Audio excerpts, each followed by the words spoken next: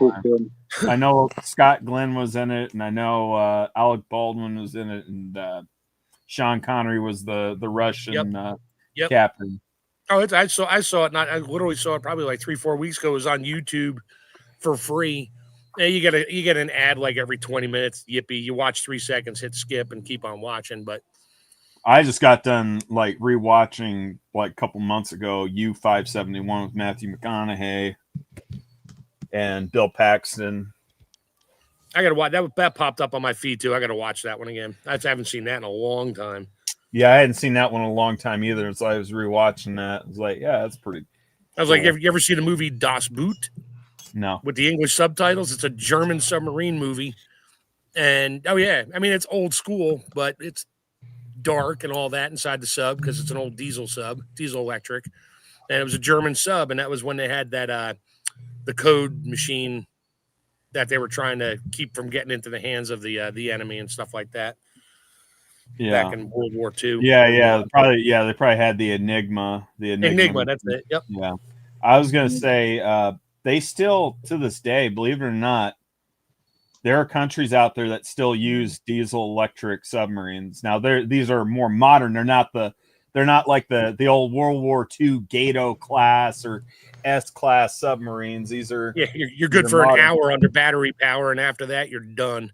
No, like I said, there are countries that still run them, but like so these are much more modern. But man, I'll tell you what, believe it or not, these diesel electric boats, they are much more quieter than the nuclear powered submarines. They're like I said, nuclear powered submarines have a much more noticeable noise signature because they're constantly generating power while they're underwater, where these diesel electric boats really, like I said, their only limitation is having to, they're running off battery power. Their only limitation is having to go up to periscope depth so that way they can run their snorkel and their diesel motor to temporarily charge their batteries. And once their batteries are charged back up, they just go right back underwater again. And like I said, I don't know how long those can stay underwater. Like the old Gato class and old S class submarines, those could only run off of battery power for like 3 days, and then they have to go back up the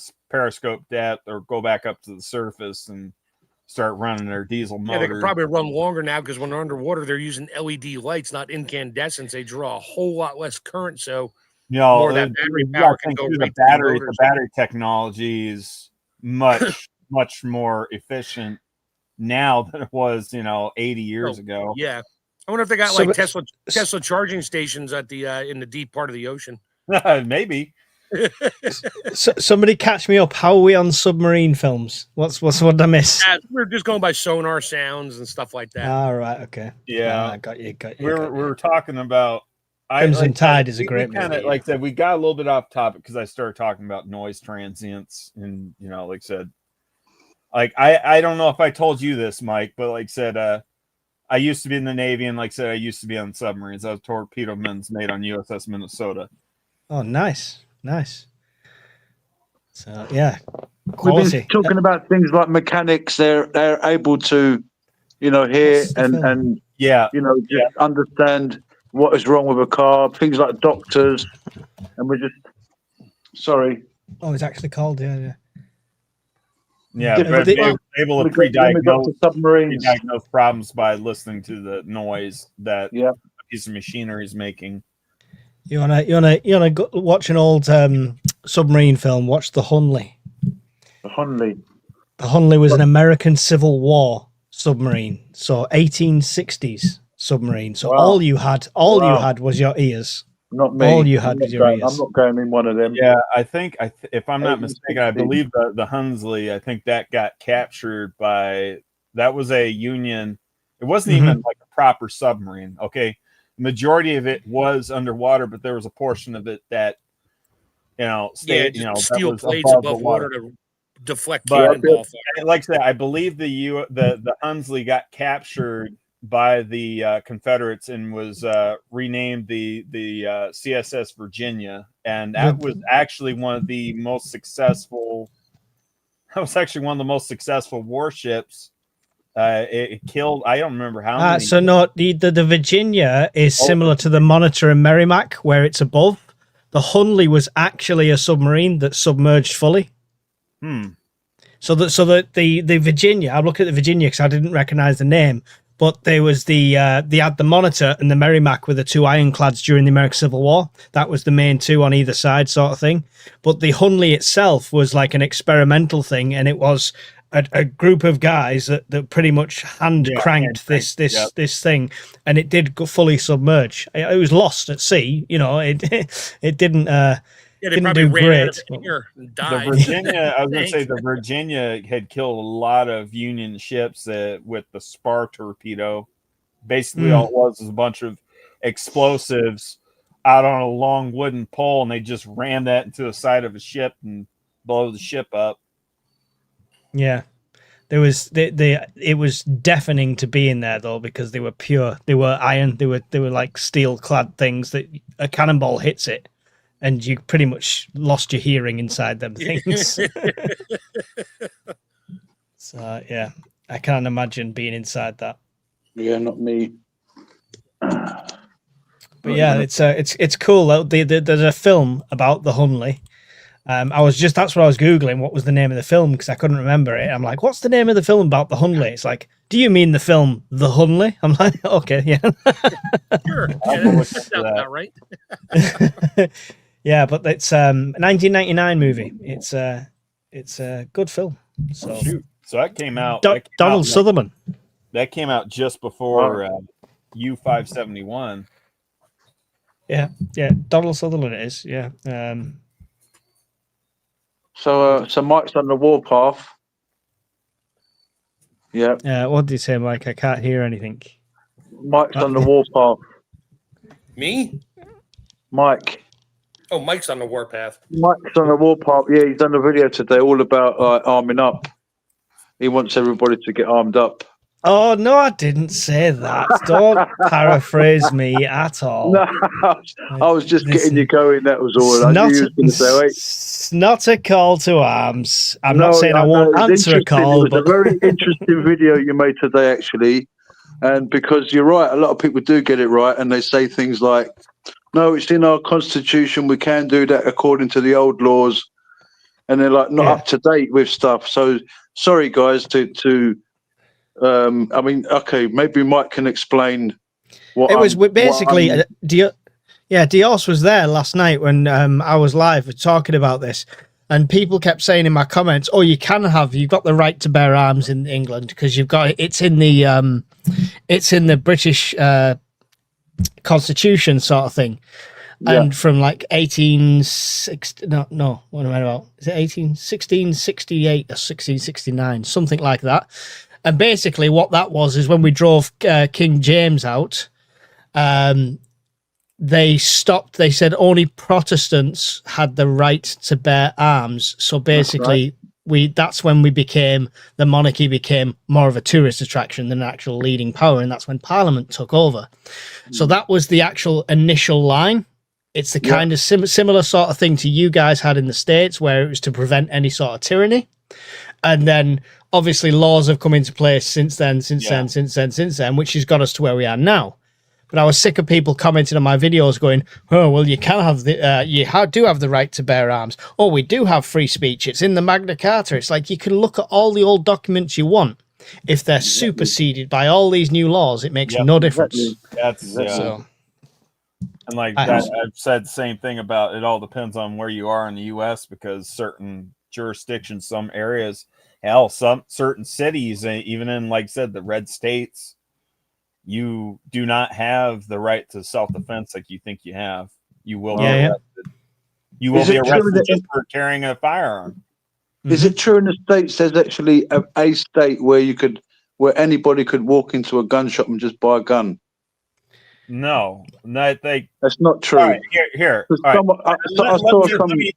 can walk in and buy it, but you're filling out paperwork and getting back. That's what I'm saying. Yep. Yeah. Period. Yeah. You gotta wait. You can go in and buy it, but then wait to pick it up. It's called an ATF. It depends on the state. Like Virginia, I can go in and buy a rifle as long as I pass the background check with whatever period of time. It used to take me about 15 minutes to run they'd run a background check and it'd pop back up and say, "Oh, you're cleared."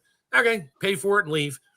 And but up in like Maryland and that, no, Well, the rifles, same thing, but handguns, nope. You're on a 30-day handguns are a wait. little bit a little bit more controlled.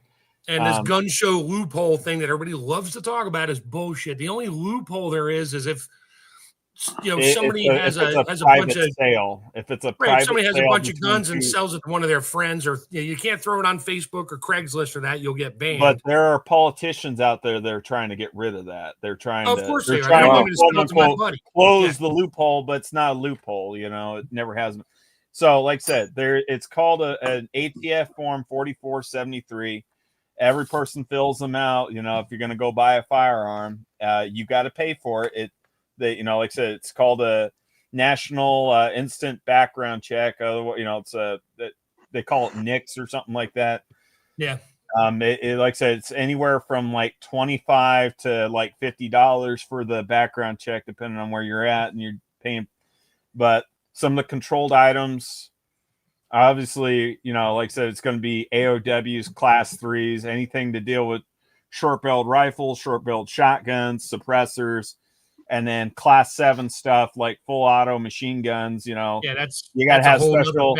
Yeah, there's at least a 1 year wait on those. Yeah. Yeah, like I said, and that kind of stuff that requires either an SOT or like I said, you got to have some sort.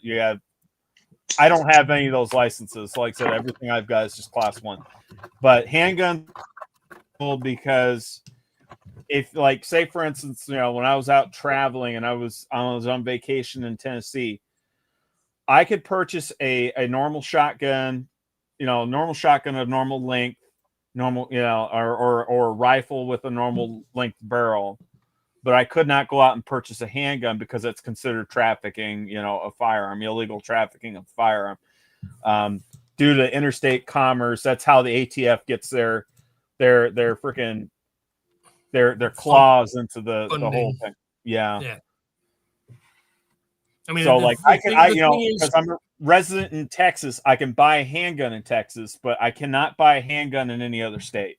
Yeah, same with me. Well, I can buy if I go to Virginia to purchase a handgun, they have to ship it to an FFL dealer in Maryland, and I have to pass all the checks and stuff in Maryland. Then, but a long gun, now cash and carry, so to speak. Pass a background check. Here you go. Pay your money. Here's your 2 boxes of ammo you wanted to buy too, and have a nice day. See you next time. Okay, so you're saying no. So basically, someone said to me that there are. So was there not so long ago that the laws were changed in some places because they did have states that did allow you to walk in and buy a gun? Either in 1997 or 1998 or 1999, all the states universally adopted the ATF form 4473, where they required you to do a background check. Now, some states like Connecticut, I had to do 3 separate background checks. 3, not 1, not 2, 3 separate background checks. Federal, state, and county. Yep. Yeah, to purchase a shotgun while I was active duty in the Navy. I had to go do 3 separate background checks just to buy a pump action shotgun. Yep. That's unheard of. It's ridiculous. So, and ironically, back in the 70s, when you get your Popular Mechanics magazine, whatever magazine, you could buy whatever you wanted. Back in the early 70s, you could buy a Thompson submachine gun from an ad in the newspaper. You just send them a check for $129, and you'd get a gun in the mail before they there's parts of Manchester like that now. I'm just saying. That would have ended back in 1968. The mail order guns under the it was 68. It was early 70s or late 60s. Yep. Yeah, 1968. That would have been. It's like you wish you were born a little earlier and you knew what was coming. It's like, I'd have bought a whole bunch of freaking stuff that you're not allowed to have now legally. In the UK, we get so excited when we get a crossbow or a bow and arrow. We're like, wow, but we can't take it out of the house. If you take it out of the house, make sure it's in a case, in the car, and you're going somewhere like, private land or a range. Private land or, It's that way in the States, depending on where you're at, and also depending on the gun. Because some areas, like I said, they're kind of laissez-faire. Hey, everybody carries a handgun here, not a big deal. Western states, that's the luxury of living west of the Mississippi. But in other areas, if you're like carrying around a rifle or shotgun, you will get the attention of the local authorities. And I know this personally, firsthand. Okay. When to ring the alarm now, Mike?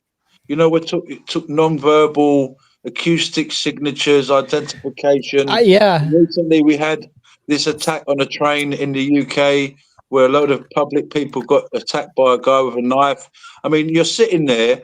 Are there signs? Are there vibrations? Or what can we identify? I mean, what do you guys reckon? I mean, yeah, we're talking about reading the room, right? And on a national scale, it's difficult because nobody wants to panic too soon. Nobody wants to be that certain prepper going, "Day X is here. Everybody get in your bunker." But it feels like if you look, anyone use any AI whatsoever, doesn't matter which one it is, type what would happen for an English civil war or something like that, and the first 2 or 3 steps we can already check off the list. So that's where I'm at. Final step. Wow. So my prep's increased. My budget doesn't allow it, but I'm stretching everything so I can increase my preps. I'm being sensible about it. I'm not going out trying to arm myself to the teeth or raise an army, but I've accelerated my networking and communication between the people in my area. We've got a meet, a local meet between several preppers who live nearby, and we're meeting up this month because we want to accelerate them plans and make sure they're in place.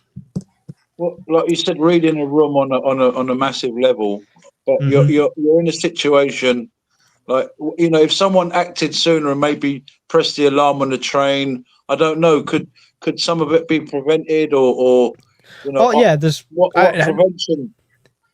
Without doubt, more social and situational awareness could have been a prevention. How many people were sat on that train and didn't even notice till it was happening? Didn't notice the suspicious character getting on. Didn't know it because it wasn't like he was doing it stealth and then suddenly pulled a knife out. He was walking around with this knife. You know, he'd walked into another place before he got on the train. So people's situational awareness, yes, could have definitely raised the alarm sooner. We talked about pepper spray. That could have made a massive difference. And fire extinguishers. Fire extinguishers, anything like that. I feel like if there was a competent prepper or survivalist on that train, there would have been a bit more of an advantage in the people's favour. Well, I don't know, because I mean, some people get into panic mode. If all of a sudden you've got a geezer that says, "Right, you lot over there, men, all right, women run to the back, all you men come here." How many of those men are going to run towards you? I mean, yeah. I mean, I'll be that type of person. Right, all the ladies, children down the back, elderly down the back, all you men stand up, come here. You got a case, you got a bag, you got this. Let's go. It's like, you know, we'll make a barrier. If you're making the order, not as much response as you'd like. But like Bombardier said on one of my chats is, as well as fear being contagious, so is heroics. In United 93, when they fought back, it took one of them to just go for it. And men suddenly saw and followed. They will follow more than they'll follow orders. You know what I mean? If you put yourself in front and you think, I'm going to take this guy down, I'm hoping there's enough good people that will go, what happened at London Bridge? All of a sudden, everybody said, right, let's stop these people from attacking other people. Because one guy made started it off, and people follow that. Both fear and bravery are contagious. It takes one to lead before many will follow. Yeah, definitely. If you decide you want to lead, you'll get followers. More than likely, it might take a minute. Some guys might be like, screw it, he's going, I'm going to. Yeah, way in there. Yeah, quite often, sometimes, if you sort of shame people to doing stuff, they sort of do it. I don't know. I'm sure that you guys have experienced where you've said to someone, hey, pick up that banana peel. In your lifetime, you've done that. All of us here, at one point or another, we've said to someone, you know, pick that, and they do it. We're kind of embarrassingly, I'll pick it up. So if you sort of peer pressure, if you've got people on a train, well, yeah, women would definitely run to the back. If you say, right, get you, because they'll be screaming. You know, I'm just thinking all the numbers of people on that train. You know, all the signs, like you said, the guy was actually running to a barber shop. before he went on to the train attack. Was that before the train attack? He went into a barber shop and flashing his big knife everywhere, and everybody was. Yeah, I think like I thought I heard something about that. I thought I heard something like, didn't he attack like a 14-year-old or something like that? Wow, as well. I think that's what I don't know. Like I said, I don't know everything about it, but like I said, I think I heard something about a 14-year-old getting attacked. So, like, you know, these. Mike. Sorry. Sorry, 14. When's that today? No, the same guy that did attack on the train. I think he attacked like a 14-year-old. Yeah, he attacked a kid. Andy went into a barber shop and threatened a lot of people in there as well. Yes, and if the barber shop had raised the alarm, like you're saying, Daryl, maybe he wouldn't have got all the way to the train. Exactly. That's what I mean. People need to act, and I mean, they say to you, "See it, sort it." You know, go on the train. If you see something suspicious, you know, tell someone.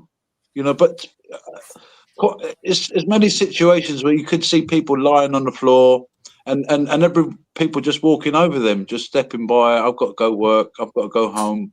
You know, but raising that awareness is very important nowadays, especially with the way that the situation is at the moment, with the knife crime going up everywhere. And I don't know what it's like. Has it gone up in more gun crime in America? More. Hey, Shadow, you mind highlighting that comment that Vanessa put up there? Yeah, that just so you know the foreign audience is aware. In U.S., you can get in trouble for carrying blade lengths over a certain length. Usually, the rule of thumb is over 4 inches, but if you can't discern that, basically, if the knife blade goes past the length, past the width of the palm of your hand, it's illegal to be carrying in public. Mm-hmm. So yes, you can get in trouble with that. Is again, I assume that is different variations of that state by state. Yeah, state by state. I think also I think it also depends on whether or not, like a person is like, again, don't quote me on this specifically, but I'm just throwing out an example, a broad example. Say somebody's out hiking the Appalachian Trail or something like that, or it's not out of the realm of possibilities or something unusual. Oh, hey, somebody's got a big Bowie knife or a big hunting knife. Yeah. I just wanted to also say, just because I said I might stand up and confront anybody sort of with a knife on a train, I don't encourage anybody out there to do the same thing. If there's police, get the police. Yeah. When it comes to one-on-one or anything like that, the best thing is avoidance. Run away from a blade. It's always the best option if you can do it. Yeah, it's really hard to defeat a blade, even if you are, like I said again. I'm sorry to interrupt you, Mike, but I was gonna say, even here in the United States, how like most of us we got the ability to carry a firearm. Well, there's a thing called the 21 foot rule, and that means if the person's within 21 feet of you, they will have that, and like I said, they're quick enough. They will have that blade stuck into your body quicker than you can get your firearm drawn on them and able to get your bead sight lined up to put around in them. Yeah. That's it's a good rule of thumb, and people need to take some advice off some people with a pinch of salt. Because if somebody's coming at you with a blade, please don't squirt them with silly string. It's not going to stop them in the tracks. That's what somebody was advising. It's ridiculous.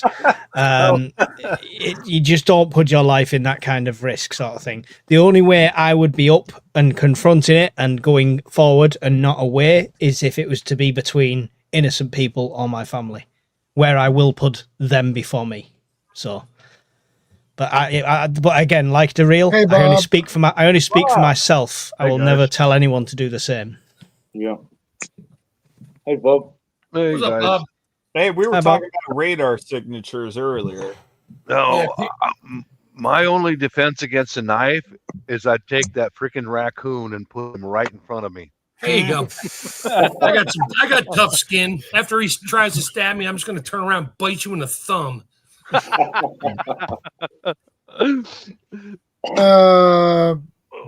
Mike and Bob, you can read in the private chat. I've seen, yeah. What this topic is about, so you get a hint on.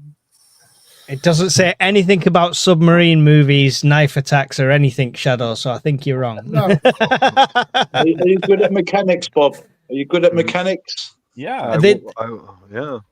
The engine and machine fault diagnostics, acoustic. I like the point you've made there. I assume you've already read this out to people, but I'll just identifying specific mechanical faults, e.g. loose bearings, worn gears, fuel mixture issues in salvage engines or complex machines solely for analyzing the pitch, rhythm, and deviation of the sounds.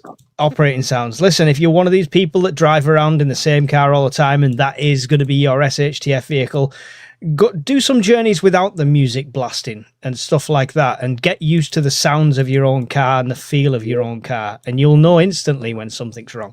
If you drive around in a world of your own blasting Barbie Girl 24/7 and then suddenly you hear a knocking, you're not going to know if that knocking's always been there. All right. You know, Funny, I got to say this, and I thought this earlier when we were talking about that. Why is it when we're driving, and we have some music playing, not necessarily loud or banging, or maybe it is, we get into a stressful driving situation, what's the first thing we always do? Turn the radio down. Yeah, Why? turn it off Because your senses are overloaded on the audio, so you got to we don't know why we do it, but this is why we do it. Your senses are not overloaded, but they're loaded up with sounds and other things going through your brain. Wow, we turn that down to focus better. Yeah. And your brain picks up on what you're listening to as well, and whether people admit it or not. If you put on some heavy meatloaf or something like that, you'll drive a lot faster than if you're playing some Bach, or something like that. The music. Sorry, go on.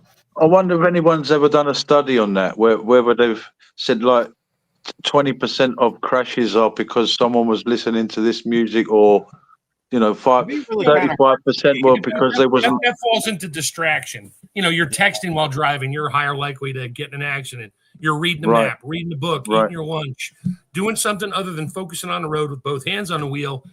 You are in a higher risk category to have an issue while driving. Music is the same thing. Your brain is going, so your feet start beep-bopping and your head's bobbing back and forth. You're not paying attention to anything. If you're in a road traffic accident over here, the police on the scene, without any sort of warrant, will try and look at your phone. Will try and ask you to see your phone, to see if you were texting, to see if there's any messages that had just come through, to see if you just ended a video call and stuff like that. So I was reading Guardian's friggin' comment, hard style or dead stat, perhaps even, was it funk? Or funk? Funk. Yeah, dubstep, anything like that. It just, you end up I've done it. If I've got Bat Out of Hell going as I'm driving up to Scotland, I gotta quickly look at the speedo because I'm 20 miles over the limit. So, there we go. Let's slow down. Let's put some Buddy Holly on. I'll chill out to that.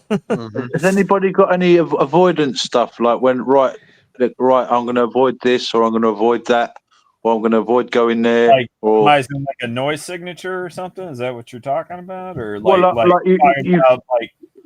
you're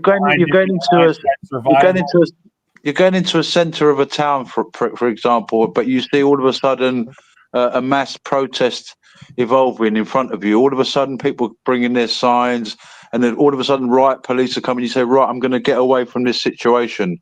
I mean, you're like, oh, I've got a bad feeling about getting on this train today. I'm not going to get on this train. Is it like, do we? Trust your gut, 100%. Trust your gut. I would say that to anyone. And do you know what? If you're wrong, at least you're alive and wrong. Yeah, this is what I mean. Yeah, bingo. Yeah, and if you're walking towards the city center or whatever, and you hear sounds off in the distance towards city center that you have never heard before, you may want to just not go, or sirens or screaming or just loud noise. You may be like, let me look online and see what's going on before I venture in there and get my ass in a ringer. Yeah, because That's it. sometimes people tend to rubberneck, don't they? We call it in the UK. We call it they tend to rubberneck. There's something that happens, and they just sort of slow down and stick their head out the window. Oh yeah, they do that here too. Yeah, it's like there'd be a wreck on the southbound lanes. Steve Oh, knows boy. this. There's a Yeah. wreck on the southbound Oh, side, boy. and you're coming up on you're on the northbound side, and you're like, why is traffic slowing down? You get up there's nothing there, but there's something going on the other side. Everybody has to slow down and take a look. It's like, oh, look at the pretty flashing lights. Oh, the guy in front of me just decided to accelerate. Let me accelerate too. And that'll back traffic up for miles. Yep. So maybe that what about happens that? here. Anybody got any plans and with that in, for example, in SHTF situation where What, rubbernecking? I won't be driving. no, like sort of your route plans, like I've got to change my plans. Yeah, Oh, where are you gonna definitely. go? I don't know where I'm gonna go. It depends on your situation, obviously. But if you're on an evacuation or a bug out, because I mean, all of us plan, I assume, to bug in initially. That's the best place to be. But you can be forced out of that situation. So I've got 3 bug out locations based at range, so walkable, cyclable, drivable, depending on what's available to me. And all of them have multiple routes, including some that are practically off-road. Because if it depends, it depends. Again, it's about reading the room, right? If you're ahead of the game, you might be able to jump on the motorway and get right up to your destination before anyone starts panicking. But if you wait till the red screen appears across your TV going, emergency alert, missiles incoming, and try and get in your car and get on the motorway, then you're going nowhere. So yeah, it's about reading the room, but definitely have multiple routes and stuff like that. About the sensory side of things, that whole having your music up loud as well, I've seen it so many times because I'm next to a city that people are in the car like this, practically eyes closed, dancing away to music, and there's ambulances trying to get by, and they don't hear the sirens. That's how loud the music is in the car. I've seen that too. Yeah, massive speakers, massive bass speakers, and you hear it thumping. You can hear them from inside your flat. Yeah, it's called free music. Yeah. Also, sometimes they get their cars revved up as well. So yeah, knowing what situation to go in. Oh, this is safe. This is not safe. Or this is building up to be not safe, and preemptive sort of moving. What, like we was talking about earlier. Was talking about elephants, Bob, where Guardian was saying, the elephants can sense. They can sense sound and vibrations through their feet, through the ground. That's that old Native American in the fort, right? He puts his head to the floor and he said, cavalry's coming.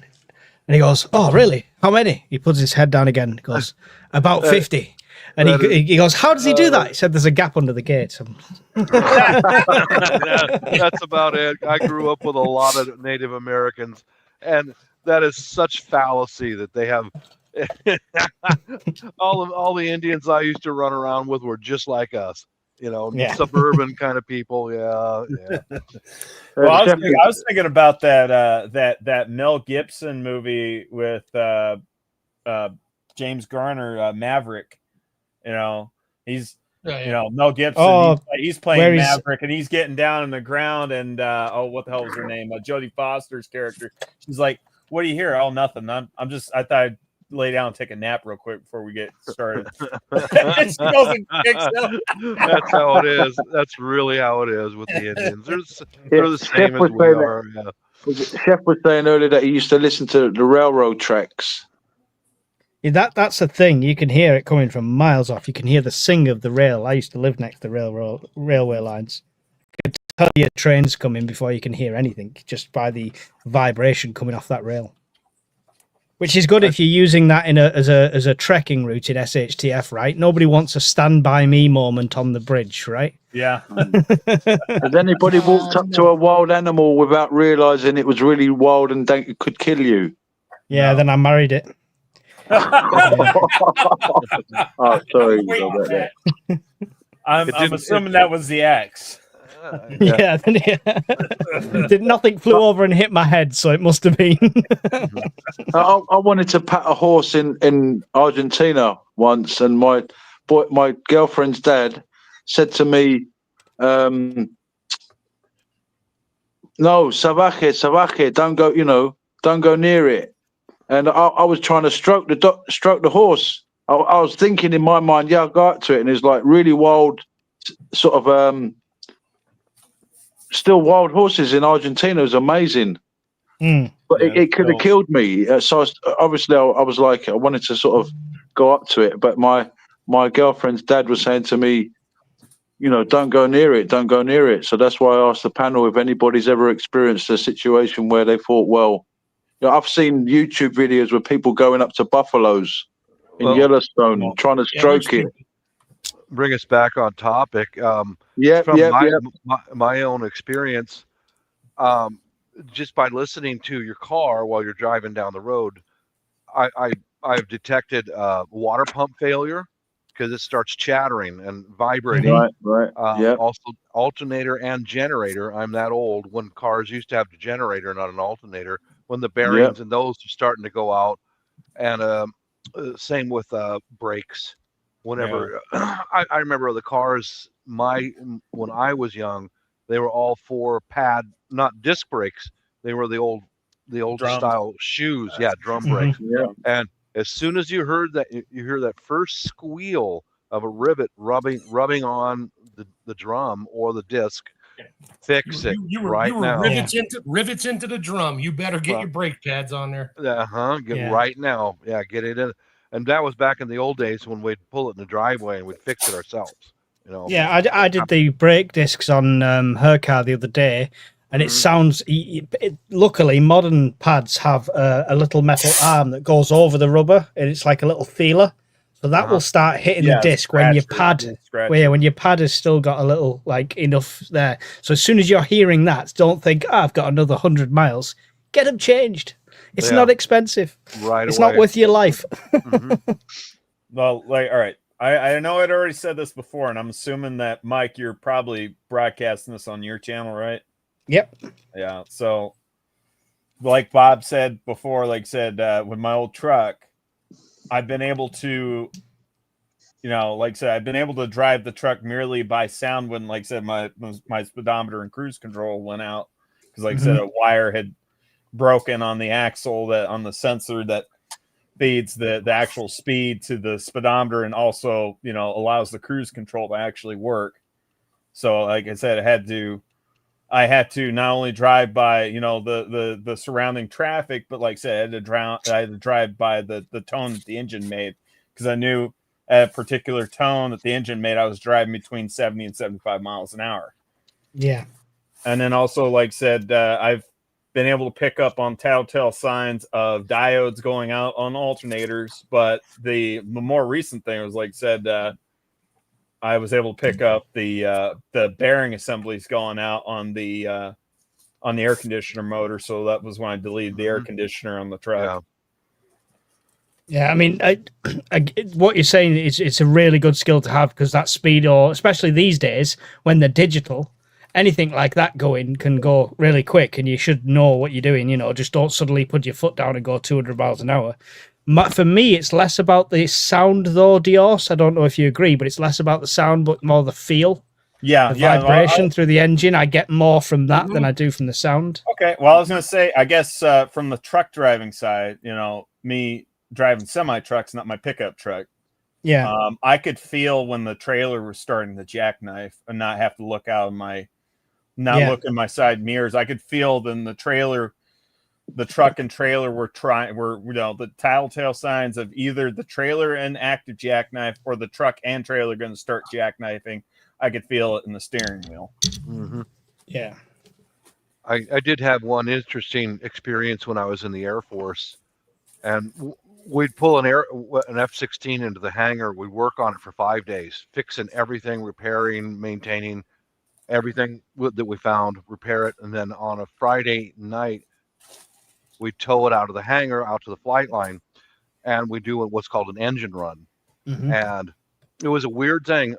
We never figured out what it was, but I'm sitting there, I'm kneeled down next to the airplane, and the guy in front of me is my best friend, TJ. He's an engine troop, and we're sitting there with our flashlights because we got some panels open. While the engine's running, we have to go in there and inspect our systems, because I did some repairs on the hydraulics. TJ's in front of me, and we're all squatted down, and we heard a weird sound. It sounded like a freight train, like whoa, whoa, whoa. Oh, TJ took off fucking running. Hey man, I didn't hesitate. If I see an engine mechanic running, guess who's You right run. behind him? Yeah. I'm right behind him. And the guy in the cockpit, one of the crew chiefs, it stopped making that sound. And when he got out of that cockpit, what the hell are you guys doing? You scared the crap out of me, blah, blah, blah, blah, blah. But it was one of those weird things that happened. Nothing failed. The test, it all ran through the test fine. But when you hear a weird sound, react, man. it doesn't. React. The sound that doesn't belong and you doesn't belong where you're trying to listen. Yeah, get out. Bingo. Yeah, like especially you said, the engine plane of rotation is right next to me because I'm right next to the fuselage, and we're all in a line. Going to go and inspect our systems, and that was a memorable moment. As soon as I saw that engine troop run, I agree there, Vanessa. Guess who's right behind him? Yeah, catastrophic failures happen when you least expect it. Yeah. Yeah, when do light bulbs definitely. burn out? Right when you turn the light switch on. That's it. Yeah, well, isn't that a fact? Well, in that case, my house is safe because they never turn the bloody lights off. You must be in a house full of women. Kids are worse. Oh yeah. I think it's funny when I go out to the cabin. Yeah, I'm always shutting my light off. Why? Because it's the only energy I have. When I'm at home, it's like, I'll walk out of the garage, light stays on for 3 days. It's a fluorescent, not fluorescent, LED light. It doesn't draw anything really, but I was like, do you ever shut the light off out there? I was like, no, keeps the mice out. All lights up for the party they're having. I was gonna say, like, I've got photocell sensors, on the desk, photocell sensors on the exterior lights of my house. So, like I said, I've got floodlights on the front and floodlights on in the back. They just automatically turn on. But those are LED. Yeah. Yeah, I got LED spotlights on my shed in my backyard here. I have an extension cord. It's probably 3 feet into the dirt now. Or 3 inches into the dirt. I don't even know it's there anymore. And those things have literally been on for, 7 years. They're 2 LED floodlights. I think they draw between the two of them 26 watts. But it lights up my whole backyard with a nice glow, and I can see, and they just stay on. So, hell with it. Yeah. On the topic with your home environments and stuff like that, on Shadow's topic, you've got to make sure you know your own environment very well as well. When there's no other sound, when there's no noise pollution, like Mark, you were on a live with me not so long ago. And people were like, oh, what was that noise? What was that noise? And it was the crickets, right? You're that used to them that it's normal. So them crickets going silent would alert you to something. So what I'm saying is... Like an earthquake or something like that. That's what I mentioned Bob earlier. Spend time in your environment getting to know the sounds that are normal every day, peace times, you know what I mean? Like I go to bed at night and we have an air conditioner. It's mostly just on fan. We like the background noise. But I'll go to bed at night sometimes, and I hear it, but I don't hear it. But I'll hear something else. I'll be like, okay, that's not a normal sound in my house. It's just me and the wife, and we're upstairs in the front room. And I'll shut the fan off. Be like, holy shit, my hose blew a leak, and it's outside leak. And I can hear water running. Not running, but I can hear the sound in the pipes of, like, the hissing sound. I'm like, yep, not normal. The toilet got stuck one night. My wife's like, I figured out what it was when she got the water bill, like 2 months later. She's like, man, we only use like a couple hundred gallons of water a month. Now, this past month, we used like 900 gallons. I was like, yeah, I went away for 3 days, came back, and the toilet was running because you flushed it, didn't check it. And it was still doing that constant trickle that you get. It was just trickle. No, it was trying to fill the whole time, but she only uses the bathroom in the middle of the night, and then she comes downstairs. And with the AC running, she doesn't hear it. And then she go up at night and go in the bathroom and not understand why it's running and whatever. So I fixed that. So yeah, a little bit of a water bill there, but you hear things, what doesn't belong, what's not normal. Yeah. Shadow, I'm gonna take off just for a little bit. I'll be right back. Yeah. It's like when I leave the house, if I don't have my keys hanging on my belt clip on the side of my hip, I stop because I'm so used to that noise there. It's always there. I have one of those brass boat dog clips on my Yeah, keychain. she's like, why have you so many keys? Because I know where they are. You can hear me coming. My kids used to laugh because we'd be walking through the store and, shopping, whatever, and they'd be with mommy and I'd go over to get something else. And they'd be like, my wife was like, where'd daddy go? And they would just stop and look up at the ceiling, and they'd be like, oh, he's 2 aisles over, because they could hear my keys jingling. I did run into a weird situation the other day. During the day, or most of the time I'm home alone. Most of the time I recognize the sounds of the house. It does creak a little bit, and little things like that. Settling But noises, yeah. I was in the laundry room and I heard a couple of really loud, like, footsteps above me. And that's when I went, WTF, I'm going upstairs. Because it was like, boom, boom. Ran right up there and I didn't see anything or anybody. But I reacted immediately because, dude, if there's somebody in this house, because somebody could conceivably get in the house and I don't know it, So that was a weird situation I ran into just the other day. That was a ghost. We were talking about that before too. I smudged the house before we moved in here, and if that happens again, I'm going to bust out my sage and smudge the house again. So just to be clear, if you're going to smudge, if you grow your own sage on your property, that is the best thing to use. Not something you bought store-bought shit. Okay, it'll work. But yeah, if you grow it on your property, yes, it's part of your environment then, and that helps better. Supposedly. I'm not a witch doctor or nothing like that, but I did stay at Holiday Inn Express last night. In fact, along that, I got to go over to the Catholic Church and refill my holy water, because when I sage, I use sage, prayer, and holy water, and in the name of Jesus Christ and all that. I'm a little spiritual because this stuff has validation to it. It really does, So if I hear any more footsteps or anything like that again, guys, I'm going to smudge the whole damn house, Just say the name of Jesus, like you mean it, like, Yeah, I know. Yep, that's the way I do it. Well, you can't really say it. Well, you can say it and not mean it, but they know it. They know the name.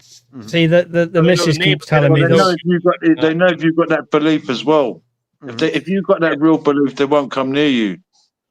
See, she thinks there's something in this house, sort of thing. But my theory is, if it's not sinister, then let it be. It's not causing harm right now. So Psalm 91 is a good one, Mike.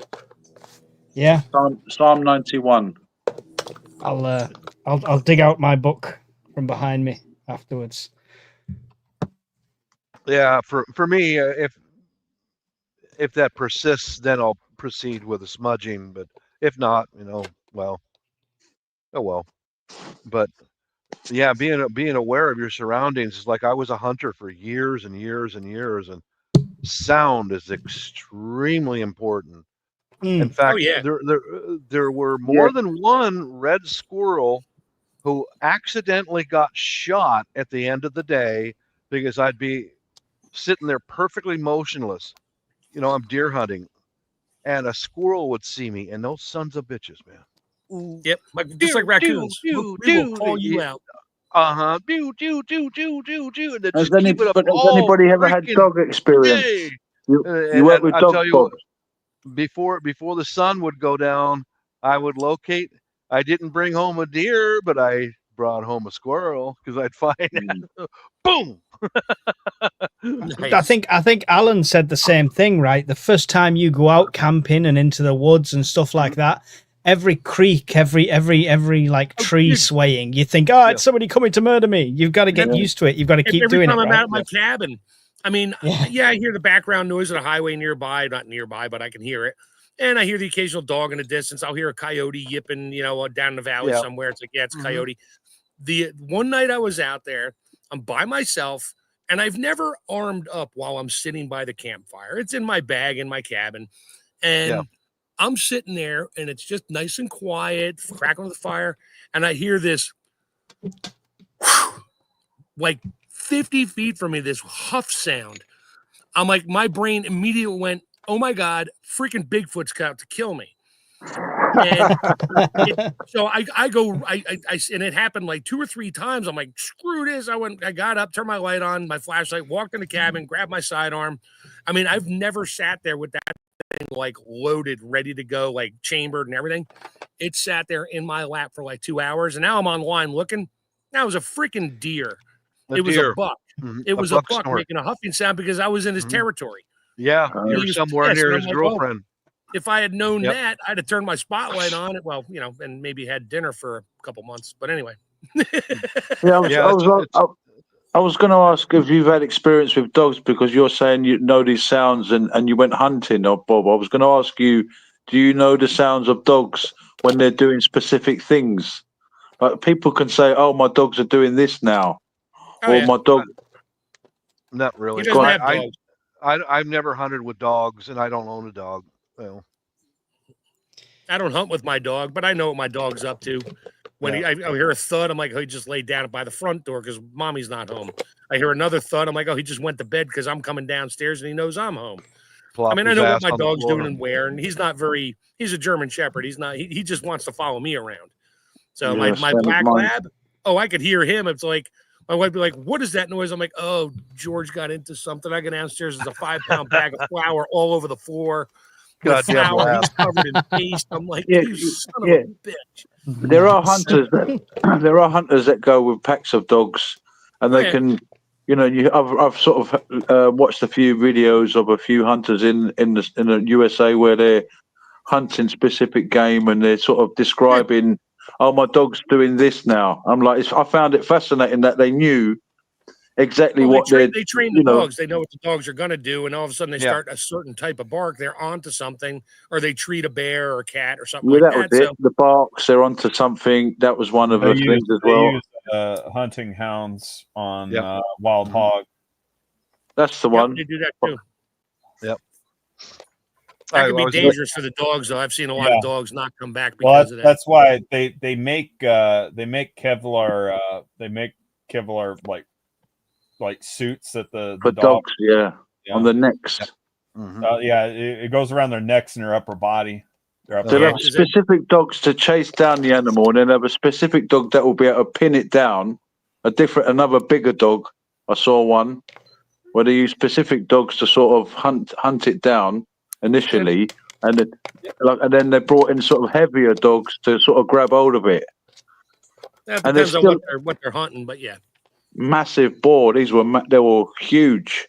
And one, I'm not sure, but like I know over there in South Africa, and I wish Guardian would come back on here, but they have the Rhodesian Ridgeback, and I think those are I think those are like bred to hunt lion, if I'm not mistaken. Yeah. Oh well, I mean they say that, but well, as more they got the ball. Is it the Barbell? I'm not sure. The Barbell is a big sort of beefy sort of giant stack. There's a lot of big dog breeds out there that you don't hear much about because they're Barbell. There is a Russian. There's some kind of a Russian dog, Russian breed that big ass dog, 200-pound dog. Yeah, it's designed like it was bred for hunting bear. Yeah, it looks like a giant. Not a boxer, like the one from the old Tom and Jerry cartoons. That like a bulldog. They look like ginormous bulldogs, and they're like 200 pounds. Alibi Caucasian shepherd dogs. Alibi Kangals, Turkish Kangal. I would only go hunting something like that with a belt-fed M60 machine gun and lay down grazing fire. Just lay down grazing fire. Go through a 200 round. Yeah, but you'll use an A10 with a Vulcan cannon on a raccoon. A10. Because raccoons are smart. Damn raccoons. God, whatever. Damn those raccoons. I hate you all. Well, you got to stay out of his damn earwig traps, Chef. Yeah, well, he started putting that nasty ass Polynesian fish sauce in there, and I kind of was like, "Nah, that's nasty shit." Oh, that was round one. Was fish sauce. After that, man, yeah. Well, there was only one trap left from at the end of the summer because a great big full-grown raccoon was on my back fence one night, and the next night all of them were dug up and then spun around, and nothing in them. Oh, sons of bitches. Hello, Guardian. Welcome in. Hey, Guardian. Guardian. Hey, panel. How you guys doing? Hey, there he is. Welcome back. Yeah, it's good. Welcome Yeah, back. Do you know about Rhodesian Ridgebacks, Guardian? Yeah, so it's just I'll just drop like a little thing for a couple of seconds. So Rhodesian Ridgebacks, and the dog that you were referring to as well there is called the Boer. It's a bit hard to pronounce if you don't have a bit of Dutch in your. How did you say it? How did you say it again? Sorry. So Dutch is my second language, and then you pronounce it Boer. Boer. You got it Boer. Like you got to rolling the R's. Oh, okay. Boer. So it's a pretty strong breed as well. But it's good that you have the knowledge on the Rhodesian Ridgebacks. Also, like very prominent dogs here. You guys probably have them over there. That's how too. I wouldn't say Rhodesian Ridgebacks are prominent, but I'm aware that they exist. I'm aware that they exist thanks to the different prepping novels that I listen to on audiobook. Yeah, we've got a very large array of different types of species of dogs here. We very much do, because of the type of farming and because of the rough terrain. Different breeds of dogs as well had to be kind of bred to the point that they're at, just to be able to survive the harsh climate, I guess, and just the way that South Africa is. So a lot of them are used as service protection dogs, like you speaking about Boer, which is really a big one. And that dog specifically is used for those purposes. But if you want a unstoppable dog, it's not from South Africa at all. It's actually from there on the European side. The Cane Corso is. Oh yeah, Cane Corso, yeah, serious dog. Staffordshire Bull Terriers over here were originally bred as war dogs. That's where the breed originally comes from. It's my favorite breed. If you got to ask me any breed that is actually for, not while I have a family like I do now, but when I was in my teen years, in my early 20s, I had a Staffy, and I absolutely love the fact they look like baby seals when you're like friends with them. Yeah. It's amazing. But do you know what? We had a Staffy when my son was born, my oldest son, who's now 20 odd. I say odd because I forget their ages. Sorry. But we had one when he was a baby, and it was the most protective dog over the baby ever. It wasn't like people say, oh, don't have them near kids. You couldn't go near the baby without us saying it was okay, and the dog would then let you go and touch her. I had a Newfoundland and a Labrador at the same time, and wrestling with both of my sons, the lab would participate, right? Yeah. Then we got the Newfoundland, and they're very protective of children. The only way after a while I could wrestle with my sons is go into my bedroom and wrestle with my boys on the bed, because she would get between me and the kids. She didn't hurt me, but she would not let me wrestle with my boys. She's like, no. I've heard that with German Shepherds, they can be protective of women. Yep. Yeah. Mine is very protective of my wife. Yep. Good deal. Now, like I said, when I was a kid growing up, we had this Australian Shepherd. He was very protective of me and my brother, when we were young kids. Very protective. It was to a point where my mom had to warn one of my older sister's friends to, hey, don't be doing that because that dog's gonna bite you. Because I don't remember what she was doing. I don't know if she was like patting one of us or something like that, but the dog took it as aggression when she wasn't being aggressive. The animals can sense stuff. Fun thing. When I was just out of college, my very, very, very, very soon to be ex-girlfriend came over the house to confront me, and I had a Vizsla, Hungarian hunting dog, and we adopted her. She would tow me on my skateboard for like 3 miles a day. She just loved to run. And my girlfriend came in the kitchen. I'm standing on one side, she's standing on the other, and the dog is sitting in front of me, and she reared back to smack me, and that dog about took her fucking head off. Oops. And I just stood there going like, good girl. Now get the hell out of my house and don't ever come back. Well, I'm But going to they- bounce out of here, fellas. All right. right. The wife came home suddenly today because I sent her a text. I said, my girlfriend's here and she needs some money. Can you bring some cash home? Next thing you know, she's right in the driveway. I don't know why she was so fast. That's not what you sent her. You You're said, more "Hey, worried about the money." I finally got my pension check, and I bought some more blue pills." She was like, "I'm on my Oh no! Come on home, baby. Let's go. way. Let's go. I don't want this thing to run out on me." All right. Peace out, you guys. Good to talk to Later, you all. Take care, bro. Cheers, Bob. See you soon.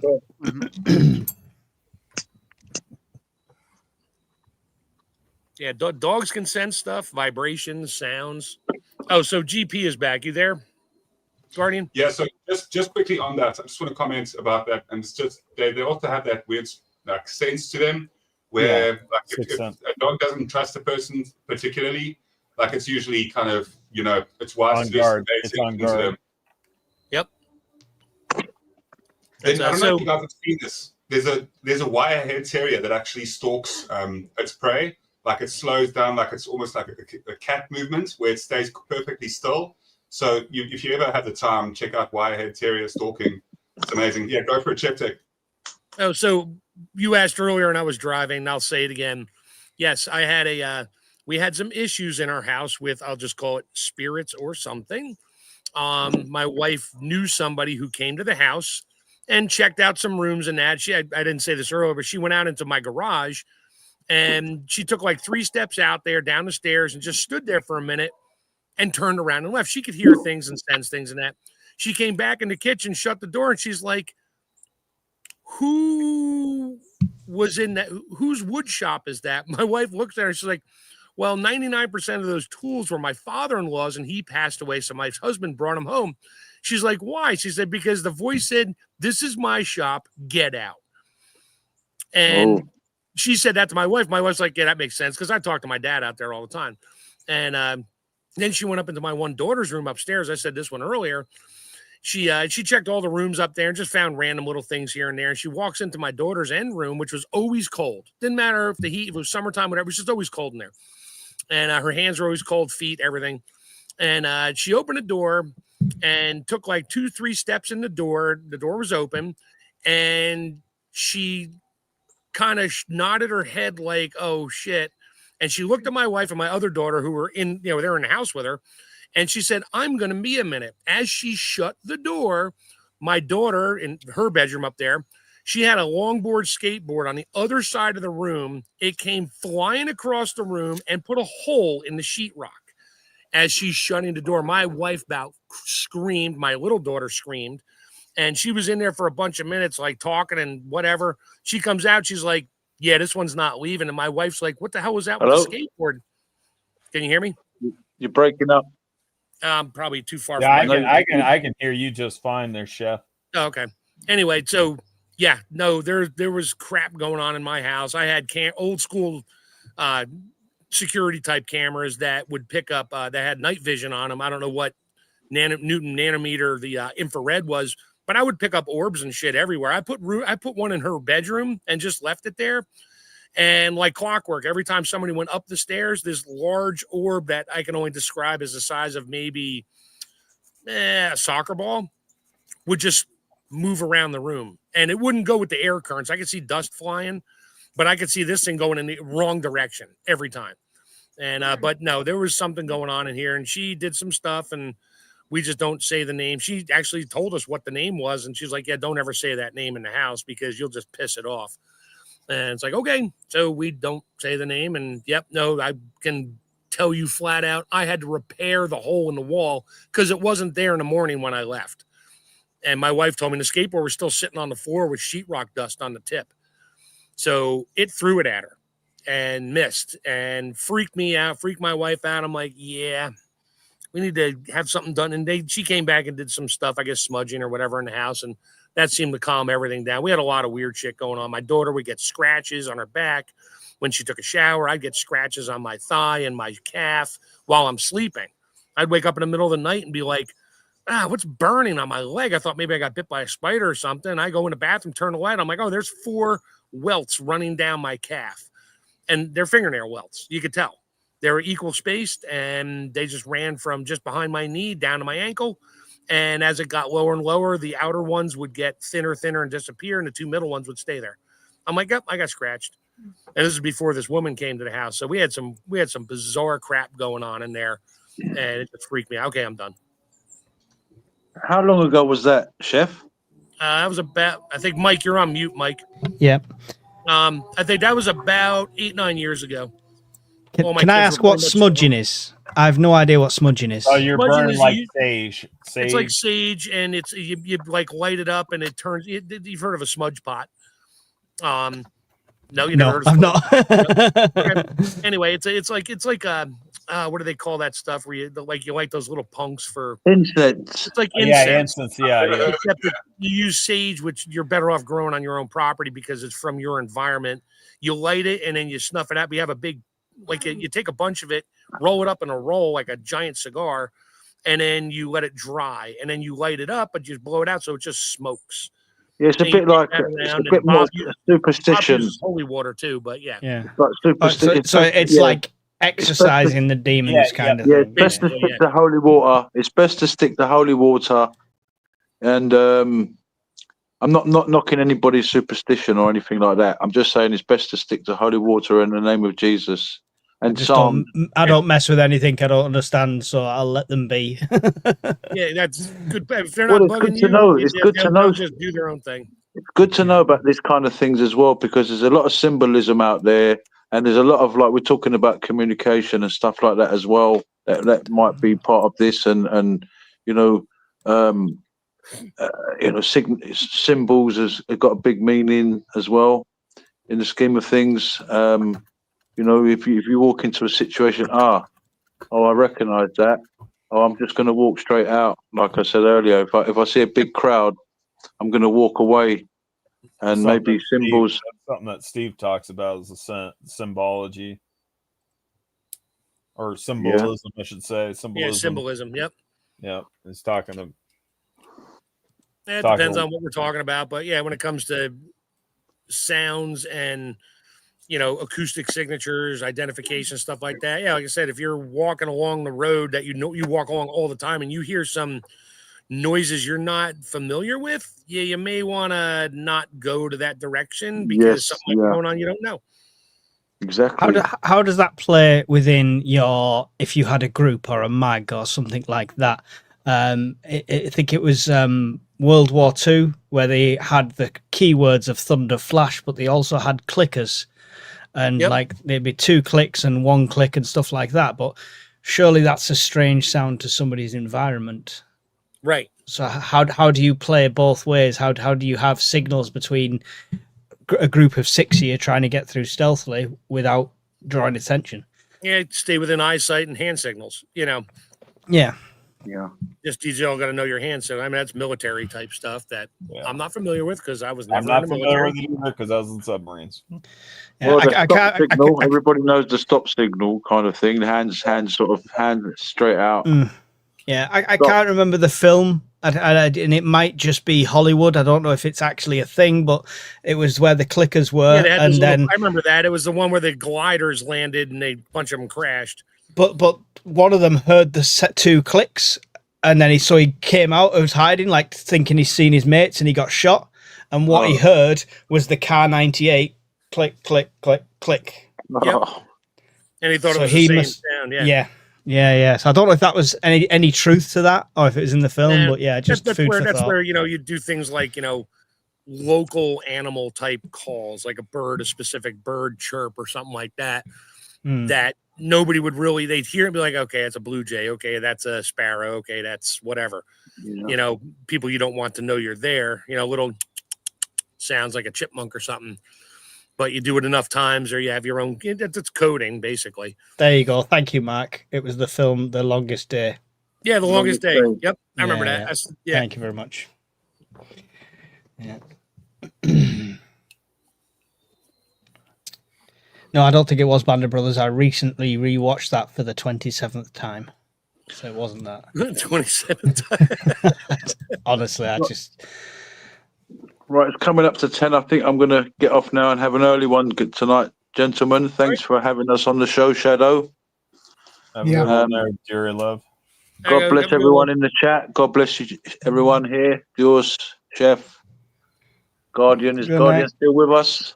Mike. Yeah. Have a good one. Yeah. Shadow. Have a good evening and take care of yourselves out there and be careful and be extra vigilant. Definitely. You got it. Have a good night. You get Yeah. it.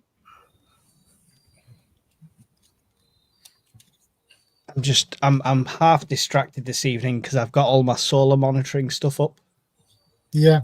because there's a giant sunspot pointing at us like the barrel of a shotgun right now.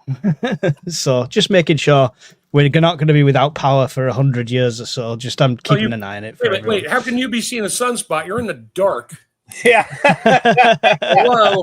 Unless the Earth is flat and you got like a really good binocular and you can see the sun at 4,000 miles away. I'm saying it's actually the SDO observatory with the AI A304 instrument measurement. So there you go. That'll be something to watch later. I'm just.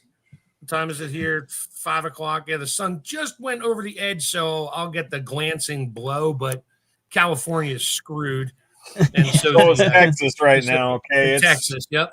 To be honest, if what I monitor for is things like the Carrington event scale things, if that hit or anything larger than that hit, it doesn't matter if you're on the dark side. That thing's going to affect everyone on a mass scale. The Carrington event, I Yeah, think, definitely. for like like a week. What's that?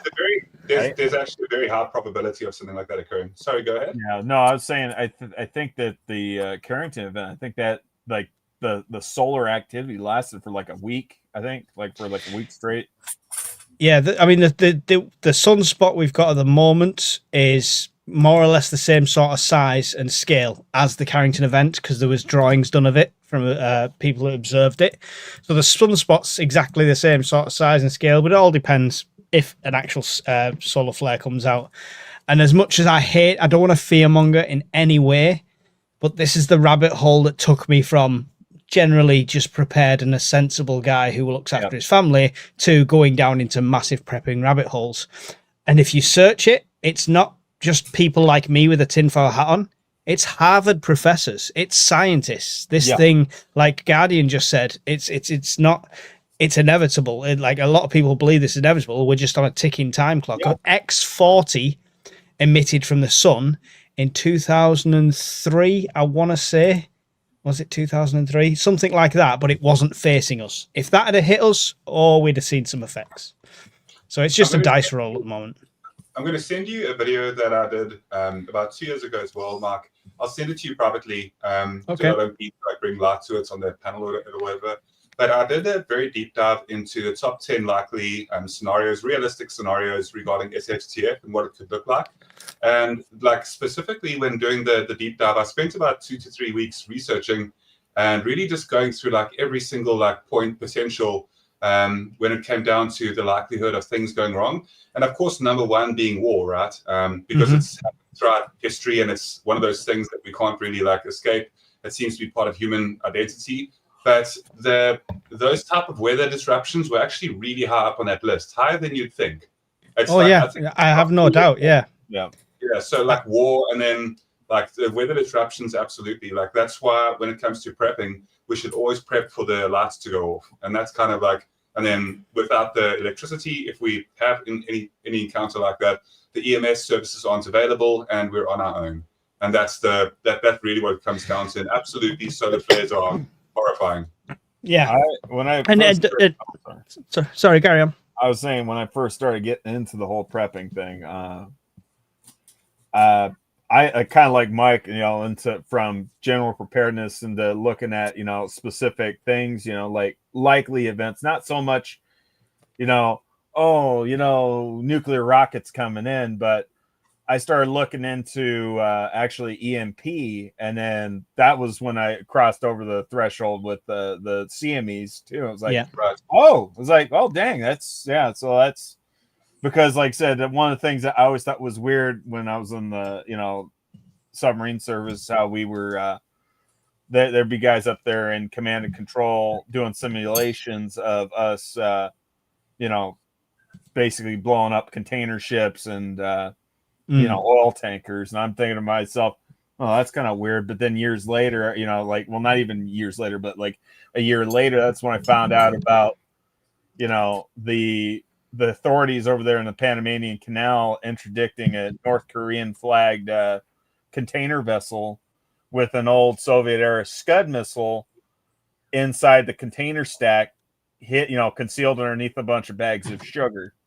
And I was like, oh shoot. And then that was like when everything started, coming together. I was like, okay, yep, this is real. But then, like I said, and I looked into the Carrington event. It's like, that's equally just as bad, probably worse, because it's global. It's not isolated to the line of sight. It's going to be the most beautiful apocalypse ever, though, because you will get the northern lights as far south as you can see. We saw for the first time this year just gone the how low down the northern lights came. People in the south of England were getting photos of it, and it was great, because it was a high geomagnetic storm.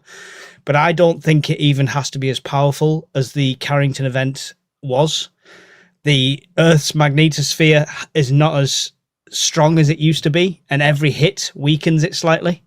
So this is what makes me think. But let me just be clear to all the preppers out there: you don't have to go out and buy some sort of big radar shield and stuff like that.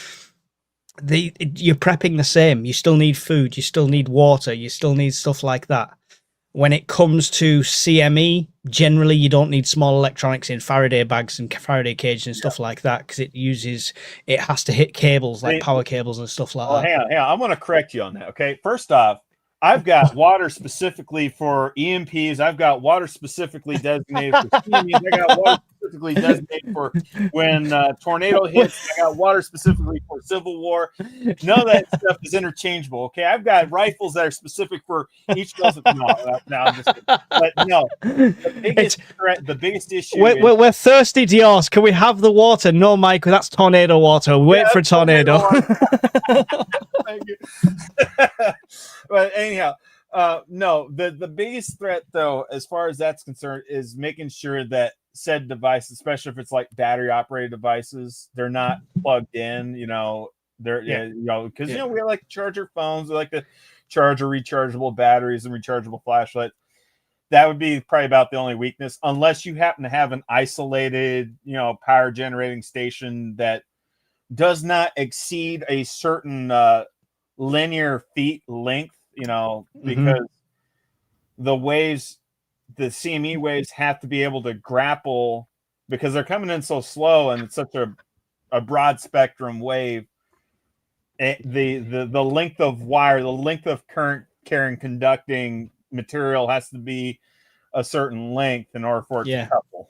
And that's why it's the main grid, because it's power lines that it'll use as these antennas to get hold of. Yep. And one of the biggest risks that people under prepare for this is fire, because that's the wires coming in. What happened in the Carrington event was operators were shocked and stations set on fire at other ends of these cables. Railroad tracks that caught fire. Exactly. So fire is one of the biggest risks from this. Not just unplugging things, but your wiring in your house could be a risk. So make sure if you're prepping for that, you prep for fire, which you should do anyway. Prep for fires anyway, just in case. Got fire extinguishers for, like I said, for the civil unrest fire extinguisher only, okay, Yeah. I like that. Different prepper pots, no. How did they starve to death? The label said for civil unrest only. Yeah, no, but the nice thing, though, about preparing for CME or, like I said, man-made EMP event is, like, with the exception of, nuclear radiation, it basically covers about 95, maybe 99% of every other event, every other thing that could happen, that's not nearly as bad. That includes, extreme weather, tornadoes. I mean, think about it. The grid gets knocked out. You're going to need to have some alternative, form of heat for your house during the wintertime. You're going to need an alternative way of cooking. So, like I said, they do, like I said, it kind of umbrella. It covers everything to an extent. Yeah. Looking at different risks, there's some very specialist stuff. Like if you were looking at World War III, you might be looking at the CBRN stuff, the gas masks, fallout, things like that. But you've got to think at the end of the day, what is prepping? It's what we need to survive, right? Warmth, shelter, food, water, defense. You know, if you've got that kind of core of prepping, whether it's World War III, civil unrest, CME, EMP, you're kind of in a better situation than most of the nation. I like that you actually mentioned water there twice, even if it was just by mistake. It actually is such water. Yeah. Yes. Specifically after 100%. yourself and yours conversation about different water for different situations, like Yeah. the right pH level for Civil War, you know, pH. Yeah. The right amount Yeah, of I was making a joke how the preps are specialized, and like I said, right. that's my CME water, that's my EMP water, that's my civil unrest water, that's my Civil War water, that's my tornado water. What if something happens that you've not prepped the water for? Can you just not have water? If the nuclear power plant goes down, I got some heavy water. What about the alien invasion? If you've not got water, The alien invasion water. That's holy water. You know, like specifically with your water, like it's a really light prep to carry with you if you do it correctly. But if you get like a 2-liter bottle of concentrate mix, like something like that, that's got a lot of electrolytes in it as well, like you actually get the Powerade concentrate. You get Powerade, Energade concentrate, those sports drink concentrates that you can get. And it is obviously like a bit of a heavier item, and there's much more important items than you should be carrying. I'll be right back. Okay, I'm going to grab something. No problem, yours. I got freeze-dried water. It only needs water. It's very light. That's actually useful. That really you should is sell useful, that. yeah. Or barter it, yeah. No, water. Do you know what? It's weird because obviously prepping's quite new in the UK compared to the US and a lot of other countries. It's still quite a niche in comparison. And water is still the thing I see most severely under prepped. People will have 90 days worth of canned food there. And don't get me wrong, in that can of carrots, in that can of peas, there is some sort of water in there. You will still get something. Yep. Never but the under preparedness of water, and I've got like 10 5-liter cartons of water. That'll do me. No, that's not going to do you. That's going to run out long before your food. You need sustainable, constant water, and it's the most underprepared thing.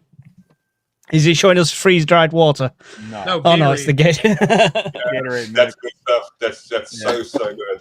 Yeah, like I've got several cases of these in different flavors. So what is that? Is that like almost like a branched chain amino acids, like a it's just straight up workout thing. Just straight up powder. Just powder. This is the normal electrolytes. Just a normal ass Gatorade mix. That's all it is. You can use it very little. Like you don't need to, specifically if it's in an SHTF and you don't know when you'll be able to resupply of something like that, you can actually use such a little bit of that powder to a 1 liter, or, you know, pretty much make sure that you're capable of having like those electrolyte intake, and also water, like just to make things a little bit more interesting, because water gets really boring like after a while, you know. Yeah, that's also so good. Yeah, like I said, I've got quite a few of these. I've got hot cocoa mix too, because like I said, one of my things is like being able to flavor my water, because like I said, I know, especially people like Nut and Fancy, it's a big no-no to them. Do not treat your water with bleach. That's what I do. Yeah. So this is another thing that people should consider prepping. Creatine monohydrate. This is a flavored one. You can get one that has no flavor whatsoever, but it's what you get this from red meat naturally, right? But things like that might not be in abundance in SHTF. So substituting that will sustain your muscles, your size, your strength, and your energy. 5 grams, it'll last for absolutely ages. And it's the most researched supplement in the world. This is more research than paracetamol. All right. So it's the safest thing you can have. And as you see, suitable for vegans and vegetarians. There you go. Creatine is amazing. Like I actually, whenever I'm working out, because quite often I'll be working out daily, and when I'm through those sessions as well, where I'm working out consistently, creatine comes in so useful. Creatine, absolutely, and I completely believe in all natural. I don't use any other stimulants, and I'm sure you're the same way as well. And like when it comes to creatine, it's absolutely like it's such a good like a powerhouse of capability. And what do you see if you realize as a person gets older, like now that I'm facing 40 in like a month and a half, right? Like it's such a big like birthday for me, and at the age that I'm at now, like there are natural ways where your body starts to just slowly, like every now and again, just go a little bit less capable, you know, from the time that you were 20, for example. So like obviously something like creatine can absolutely make such a big difference. And it really does. I mean, this is the first time I've gone flavored, and I do quite like the flavor. It's like a tropical, so it is quite nice, and I have it as a drink instead. I used to just get the unflavored, a 5-gram scoop in my coffee in the morning. You can't even taste it. You don't even notice it. It becomes routine. It does make a massive difference, genuinely. Anyone out there, I know people in the 60s that it's made a difference to. I know people with muscle wasting diseases, which they prescribe it to practically. It's just a good thing. So yeah, that's my 2 cents on that. I've not seen the Gatorade stuff over here. I'm gonna have to have a search for that though. Is it just called Gatorade concentrate? I'm sure you could get it online. You could definitely order it. I'm 100% sure that you could. And then when it comes to speaking about like how few people are preppers and that as well, there are like a couple of local people that prepare here. Like they're actually almost like a extreme. Like some people view them as extremists to a degree, and I won't even mention like the group's name that preps here in South Africa. But like because a lot of people here struggle the way that we do, like prepping is seen as something that's such an unnecessary thing because people are struggling as much as you can imagine because of the economy. So like when it comes down to like how many people prep, I'm an extraordinarily niche. Like because of the fact that I'm prepping, like I can never speak to in any conversation publicly. I've never had a conversation about prepping to anybody ever, and they've been like, yeah, of course, that makes sense. Very seldomly, like it's almost like 1% of the conversation. So I learned quite early on, like I've been prepping for about 2 decades now, and like I learned pretty early on that it's just best to not mention it. It's best to not even like speak about prep, like in general. I found that used to be the case here. And I'm an advocate of it, right? I'm the idiot that's gone on national radio 5 times trying to promote prepping, all right? So I'm an advocate of it because the more people that prep, the less people you have to save. But I found here, like 3-4 years ago, if I was talking to my friends about it, they'd be like, yeah, you nutter, you're going to be on your porch with a shotgun and cans of beans, etc. I talk to them now, anytime in the last 18 months, and now they get it. They see in the news, people are starting to realize, yeah, it's probably a smart idea, actually. They don't follow up, and they don't do it. I get the classic line of, oh, well, if it happens, I'll just come to your house. But, you know. Well, no, grab it back when the thing happens. That's such a comment as well. I know where my stuff is. I'll just grab it quickly. Like, what stuff are you talking about? Have you actually, like, researched the best, like, water filters that are out there? Have you actually used any of the gear out in the field? Have you tried and tested like any of your actual equipment that you have? Do you have the knowledge of what you can and can't eat in your like local region? Do you realize like where you're staying and what the capable like pathways to exit the town or city or village, wherever you are? Like there's so much that goes into like actual preparedness. And then for you to have a conversation and to say to somebody like, maybe you should just prepare for the worst case scenario, and they're like, oh, okay, whatever. Like I've had conversations like this. Believe it or not, I've actually had I'm kind of in between, kind of keeping my mouth shut but not saying anything.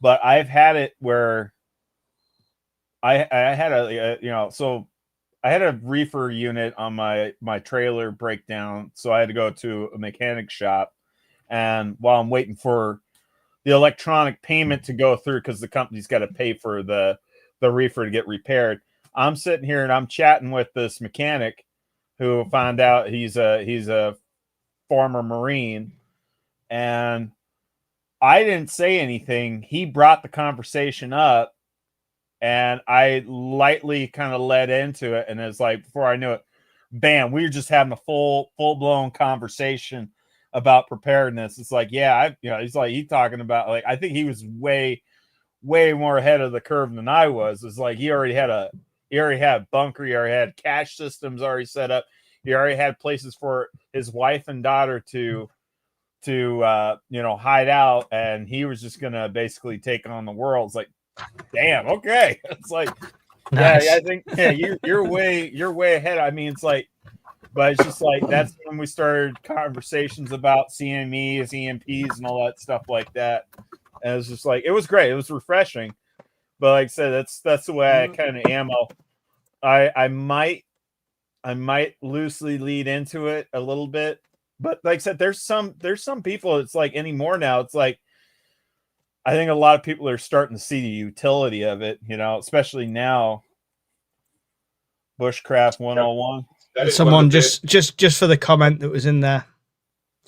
So yeah, bushcraft. That is by far that's the Bible of bushcraft in a lot of ways. The modern Bible of Oh, bushcraft. hey, you just here maximize the screen again. There we go. Yeah, I have that one. It's so good. Dave Canterbury. Oh, That's a good one. Yep. Good guy, very good guy. Survivor Man. Yeah. Yeah, actually, Les Stroud's the survivor, man. He's Dave Canterbury and Cody Lundeen. They were the dual survival. This is a great one as well, and I'll just mention I've got 2 copies of this, so I need to give one away. So I'll be doing that shortly. But this is a great one for anyone as well. Practical water storage and stuff like that. It's a very great. It's great for your buggins as well. So That looks like a good book. it is. It is. I don't have that book. I don't have that one. You'll have to keep an eye out for what competition I do then, Shadow. Yeah. I Yeah, accept well, bribes. Yeah. Are you familiar with Mors Kochanski as well, Dios? Say again? Are you familiar with Mors Kochanski? No, I can't say I've heard that name. So Mors Kochanski is actually there's a whole knife brand, like a knife company as well that is dedicated to the way that he was when it comes to bushcraft. He's absolutely one of the biggest bushcrafters out there, and he hails from the same place as you as well. So definitely do yourself a favor. And he's actually an older gentleman. He had been bushcrafting his entire life. And Mors Kochanski is somebody that, if you look at some of his disciplines and some of the schools that he opened up throughout the United States and I believe some of them in Canada as well, he's absolutely one of the most world-renowned bushcrafters. So, like when it comes to you were speaking about David Canterbury, Les Stroud, and Mors Kochanski, and there's another one as well, David Pearson. David Pearson as well is quite a good friend of mine when it comes to somebody that I'm familiar with as well. Definitely. There you go, Guardian. Yep, that's it right there. That is Mors Kochanski is amazing. Do yourselves a favor, and if you do appreciate bushcraft as well, go through some of this, and I promise you, you'll take away so much knowledge. Yeah, there's some of the general feather sticks as well. If you go down further, it really gets quite advanced, and just his way of explaining it. Oh, look, lots of people need that skill. Lots of people need this skill. I've seen it done badly so many times. Sharpening using a stone. That's a really good thing to have. But yeah, that's cool. Yeah, I love it. It is. It's definitely worth looking at. I don't know if you guys, just to close on that side of things as well, if you guys have watched the Alone series, it's definitely one of the better survival outdoor kind of shows as well, where just people are put in realistic scenarios that aren't as Hollywood as some of the other shows, some of the other survival shows. If you're going to watch a survival show and you really want something that sounds familiar, I'm trying to think. Alone is good. I saw a couple of those. They're okay. Yeah. Yeah, they've done it's Alaska based, I believe, the one I watched, and it's they've done Brits that went over and did it as well. But yeah, that's really good. It's because that shows the psychological aspects of survival as well, which is really interesting. 100%. And that whole thing, if you're speaking, as soon as you mentioned psychological sides to things, we all know Nate over with the Canadian Prepper. And actually, even though people might have things against the fact that it's so commercialized, he was genuinely one of the first YouTubers that actually was advocating for prepping and got a lot of people into prepping. So I've actually got a lot of. To Canadian Prepper's credit, I did like when he did the psychological aspect. Yes, sir. When he was very grounded and just kind of documentary. With pre 2.5 years ago, it was good stuff. I watched it all the time. Or 3 years ago. Yeah. After that, he started going commercial, and that's okay. Now he's doing the World War whatever updates. I'm like, oh, Yeah, Because come on. it's what Really? sells. Yeah, It's what when sells. we got to the fear mongering, that's when I shut him off. But yeah, like even though like he may, people may have things, pros and cons to all of us. I as have a human beings. question for Mike. Hey, Mike, isn't it like a glass sheet over there by now? I mean, didn't Canadian Prepper say you guys got like nuked like 43 times?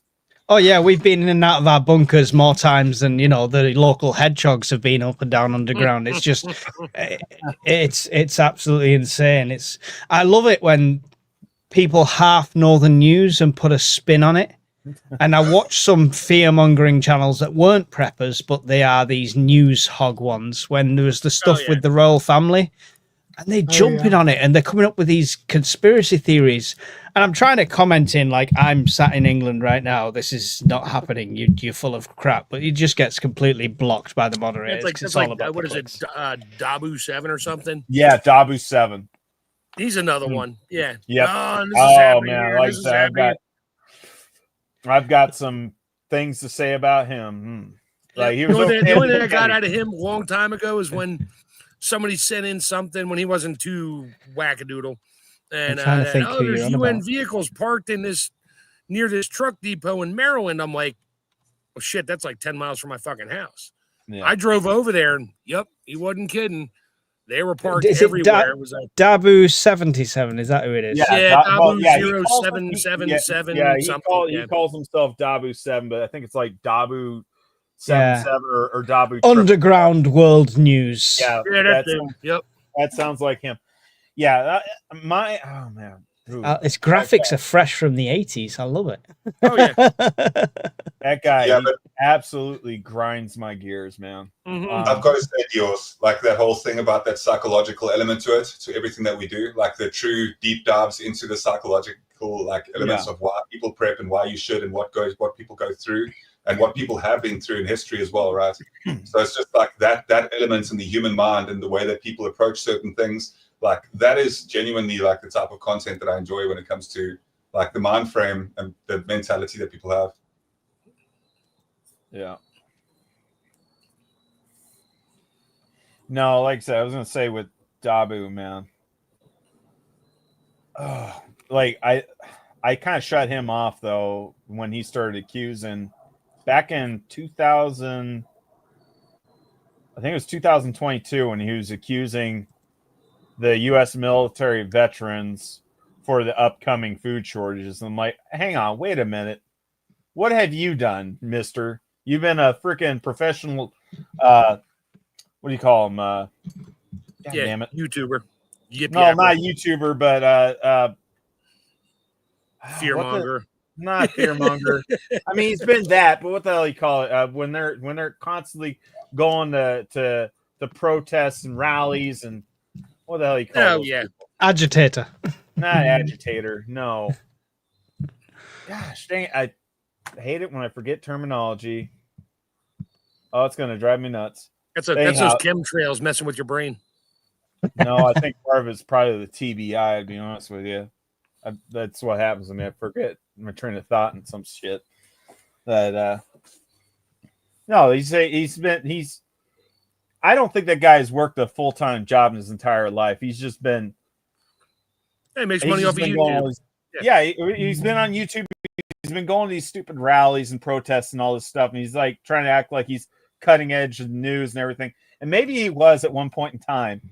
Maybe he was in the beginning, but towards the end there, like I said, about the same time that Canadian Prepper went off the deep end, that's about the same time he went off the deep end too. Yep. I'd say that's when YouTube started pulling back their funding, so they had to start changing their style. Yeah. So, and I get it, but yeah, way back in the day, I used to watch him, you listen to him because you never saw him. It was just him talking with the blinking microphone on that old 1980s picture. And I would listen to him. He had some interesting stuff to talk about. He did. Like, okay, that makes sense. Yeah. All of the YouTubers that we probably grind our teeth at sometimes have nuggets of knowledge, and you've just got to be able to sieve through some of the shit to find some nuggets. Exactly. Right? Yeah, I was gonna say, freaking. Are they not doing the spot thing? Sorry, go ahead. Corey, aka Sasquatch, he shows up on the live chat and Steve's live streams. When I was staying at his house, he was watching. What the hell is that guy's name? Fuck, man, there's a bunch of them, man. It's like these are guys that I don't really care to listen to, but it's like, yeah, but they have good information. It's like, yeah, I guess so, but it's just like, man, you're just supporting the enemy, man. Yeah, the information's good. It's the rhetoric that's all messed up. Yeah. But isn't it so? Maybe I'm wrong on this, right? But because I do understand that YouTube, in its fundamental form, was designed so that people could have a reflection kind of themselves onto like a platform. That's why it's YouTube, right? Like it's YouTube. Yeah. So like that's where, unfortunately, that has fallen away to some degree, because YouTube channels that are successful will always almost be around a specific topic. Like my channel is Guardian Prepping. So obviously on my channel, for the most part, I try to keep it relatively close to preparedness. But then what happens is the community that you form, like there are other things that I'm interested in as well. But it's just like, it's that bridge to kind of cross. You just kind of have to merge it. But what I really wanted to get on at is, if you are trying to be successful on YouTube, and if you are growing a business, I'm not talking about step one there. Sorry, Diggs. I'm not talking about step one. That's a different guy. All right. Anyway, go ahead, Guardian. So the point that I'm making about it is that if it is for prosperity and success sake for us growing like on YouTube, right? Wouldn't it be strategic, and wouldn't it be the smarter thing to do to actually like rile up your views and to get the attention? It's the only reason why media houses, and I've mentioned it, the only reason why newspapers sell is because there is that like draw to it, like, oh my God. And then the algorithm picks up on that, about how many people are like watching and how many people are interacting with it. So if you do have a hot topic to bring up that you really like feel that could, and I don't do this at all, and I wish that I did, because if I did, I would definitely, potentially be a lot more successful on my channel. But so what I'm saying is that it is strategic, and should we mock people that are doing something successfully? Okay, I skirt the line of this, right? I flirt with the dark side on this subject. Because in my eyes, if the channel grows, more people become aware of prepping, and hopefully they then go into the deeper dive content, in the proper content, and it helps them out in that way. And you have got to be a bit clickbaity with thumbnails, because that's not a case of, that's not a falsehood. That's not like pulling the wool over somebody's eyes. I'm not putting like bikini clad women on my thumbnail, then you load up a middle-aged white fat guy from England. I'm not doing that. But you've got to have an impact, because if 20 people do a video about something that's happened, people are looking across a sea of thumbnails and they've got to want to click it. So you've got to kind of skirt that line with stuff like that. But it's a difficult one. I think genuinely people out there I've seen doing what I do. I try and give it more to the community. That's why I do the podcast. That's why I do the things like Shadow does here. And it's all about building the community. I've seen so many people thinking, oh, look, he's got 10,000 subs. I can do that. I can do this. Start a channel and become disillusioned. If you want to make money from YouTube, you either need to be gaming in a bikini or doing absolute fail videos, all right? Don't do prepping.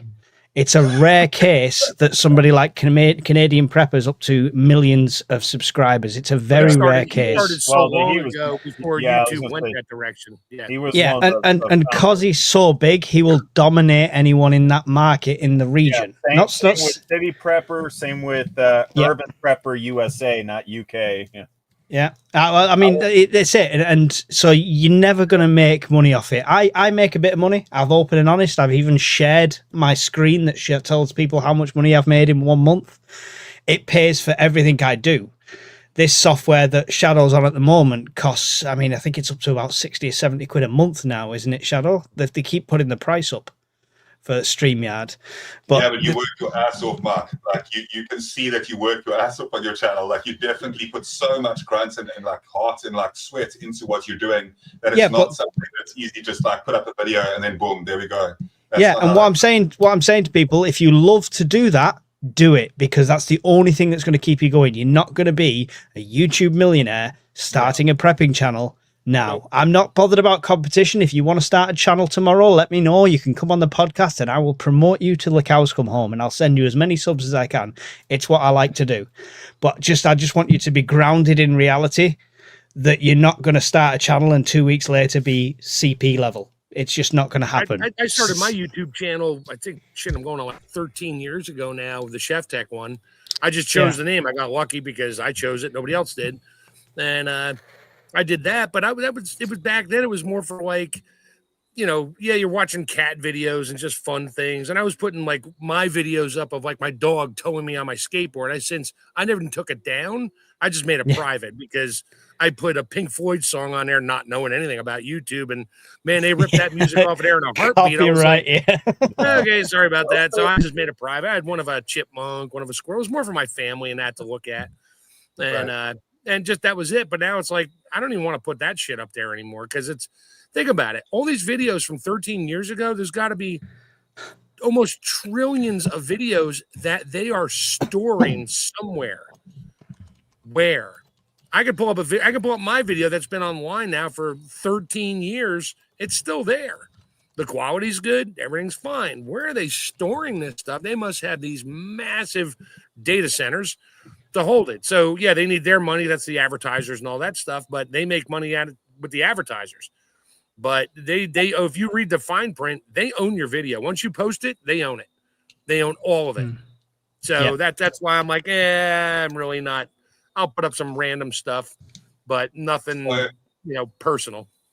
It's funny. I actually have a channel that I started up a long time ago, about 15 years ago, 14 years ago, somewhere around there. And it was a voice acting channel. And like, I'll go back to it every now and again just to like laugh about it in a way, like every like second, third year, whatever. And like, it's still right there. Like, it's very true what you're saying, Chef Tech. Like it's, it's funny. OPSEC nightmare this at the moment. So completely in a circle, saying this to the entire internet. There's a channel of me and my family when I was with my ex, and the kids wanted to do it because they were watching all these YouTubers. So it's literally me and kids and the family doing stupid stuff like filling a paddling pool with Orbeez, eating challenges, random stuff like that.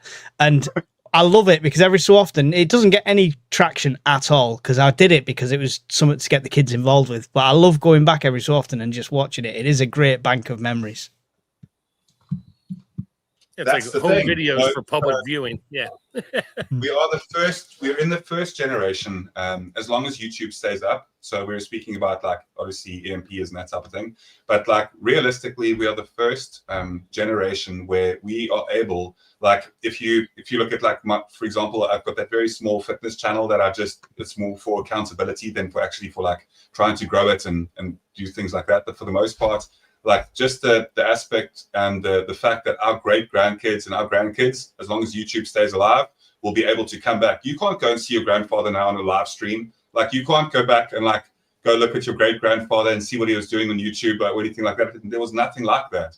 So we are actually the first generation that can document, and that's a powerful thing where we can actually document like a lot of what we're saying and what we do. And not that my, grandson or great grandson would really be interested in doing so. But if he did, and if YouTube was still up, he could come and like listen to all of these live streams and all of these chats that we're having, because it would interest the hell out of me to hear what my great grandfather was speaking about and the way that he saw things. And it'd actually be like, I wouldn't do it all the time, but I'd definitely like check around and see what it was all about. Get a perspective of what way things were when they were. Exactly, bro. Yeah. I mean, I'd hate to see how that conversation goes in 100 years' time. It's like, what was things like when you were when Granddad was still alive, and then they tune in to see the ice bucket challenge and people eating a spoonful of cinnamon. Yeah. I mean, I just depressed because when I look back on it, I'm so young, and I'm like, I used to be a lot slimmer. So that's the Shadow. Check that out. I've just put on there. Yay! There we go.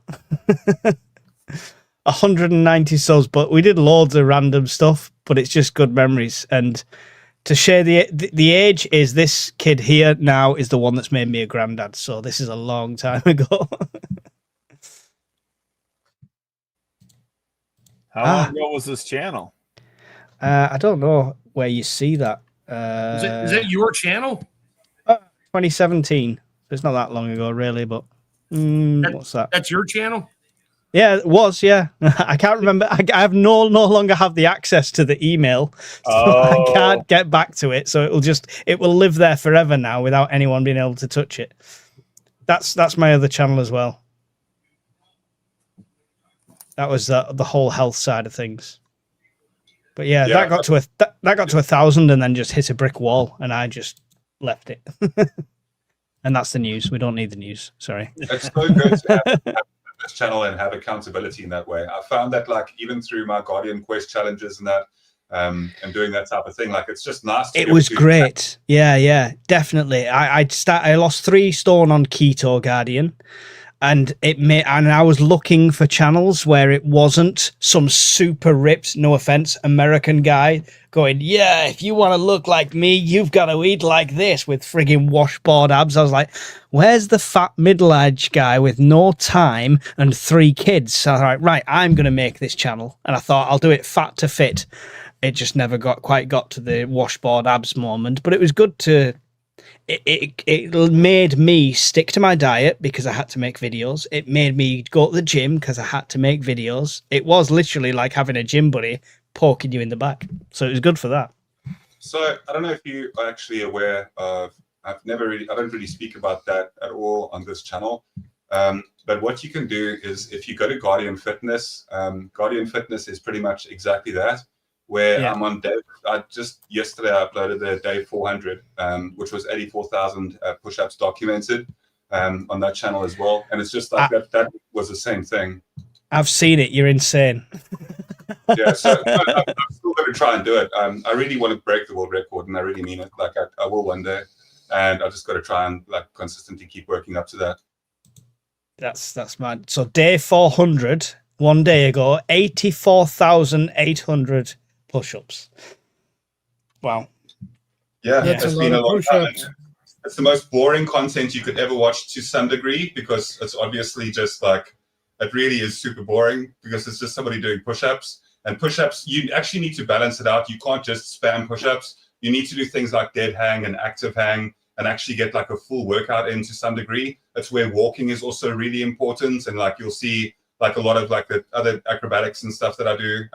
But the main point about it is, if you guys really want to be accountable to yourselves, start a YouTube channel and actually like document what you're doing day by day, and you'll see how you're almost forced to do it. Even if you get like 10 subscribers or something, or people that you care about, you know, what they think or something like that, like people, family members, for example, or something that you try and have, you know, certain rapport with. So basically put it up there and try and, you know, consistently get at it.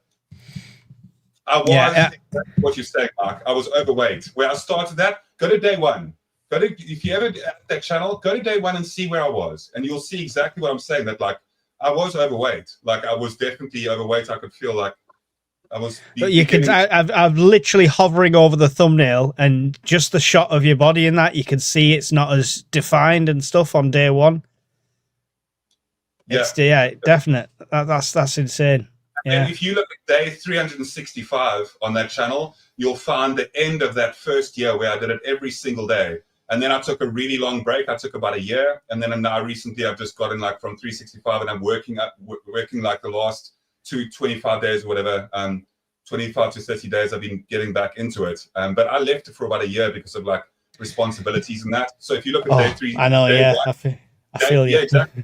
So day 1 to day 365, an incredible change. And if anybody actually wants to become a lot more fit, more muscular, more capable, like I can guarantee you that if you do that for a day, just 100 push-ups to 200 push-ups every day, you'll notice a remarkable difference by the end of a month. You'll look completely different. I promise you.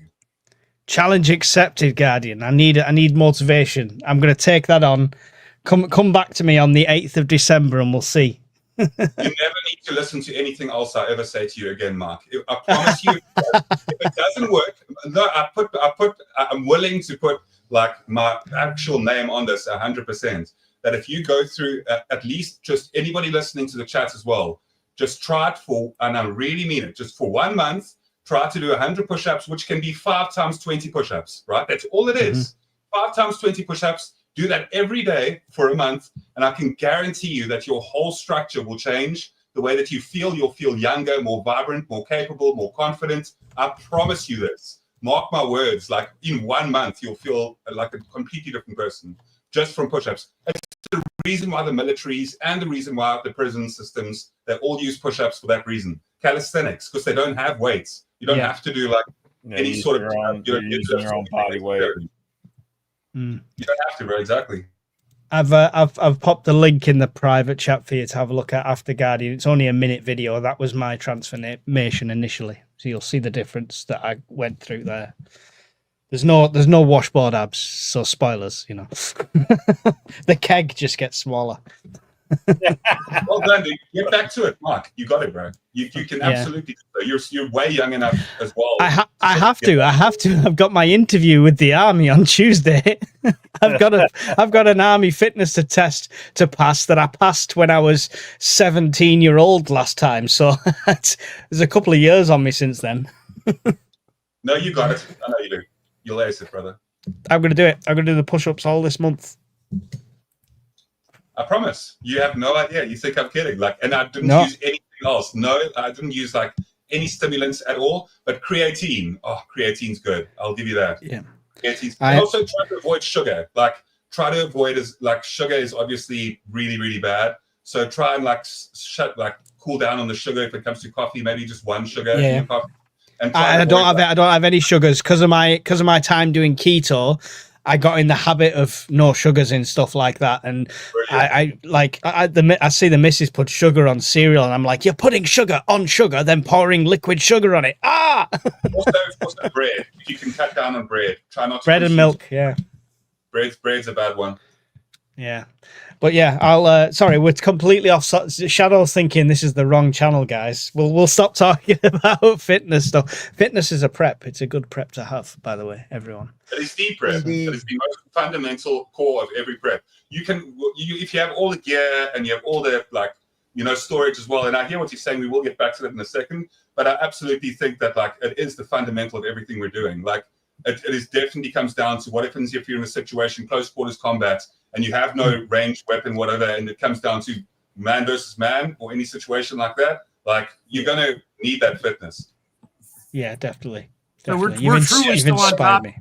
We are on topic here. So if you think about it, when Mike is doing those push-ups, he's looking for acoustic signatures going, oh crap, those are my knees making that noise. And that is the sound of the final push-up, and I've shot myself. Yeah, that was the sound of my wrist snapping because I'm so overweight I couldn't hold my own weight up. That's a viral video, right? I'm going to tie it all together. That little short 2-minute clip of you doing push-ups just went viral because your wrist just snapped 90 degrees. Did you see that, everyone? Did you see that live happen in front of your face? Guardian built me up, and Chef Tech shot me right back down instantly. Yeah, but you go viral, man. Come on, you get 1 billion views. Man, wrist snaps while doing a push-up because he's so overweight. Yeah. Chef Tech shooting them down. Is that the fail video? What's that? I was saying that Chef Tech shooting Mike down. That's the fail video. So why don't you, even if it's starting like a small side channel, if you want, Mark, but just for that 1 month that you said that you actually try and document it. Do you know what? I'm going to record it. I'm going to record it. I'm not going to upload it every day, but I'm going to record the progress each day, and that'll be the first video back on that fitness channel because I've got access to that one, and I'll upload it on there in a month's time. Perfect. I'll even do some before and after photos. So ladies, get ready. I probably have 2,000 hours of video on my GoPro stored on a whole bunch of 2 terabyte hard drives of me building my cabin, mounting the camera on the tractor. That's YouTube gold, mate. That's YouTube gold. I know that, but I mean, I didn't really talk. I just filmed it so I could look back and go, oh shit, that's why that stud didn't match up with the board because it's 22 inches away, not 18. Whoops. But that voice cut up and voiceover, that's YouTube gold for you. Yeah, but I just haven't been in the mood to spend the time, and I put a little bit up, but I actually caught myself because I mount the GoPro on the T-bar on my tractor. And I don't talk. It's just watching me pushing trees over and picking them up and dumping them in a pile for just hours long. I caught myself watching my own video for like 2 hours. I was there going like, yeah. And all of a sudden I'm like, holy shit, I've been doing this for 2 hours, watching myself for all I can see is the top of my head and my feet and the front of the tractor. I'm like, well, if I'm watching my own shit, maybe somebody else will watch it. I don't blame you, Chef Dick.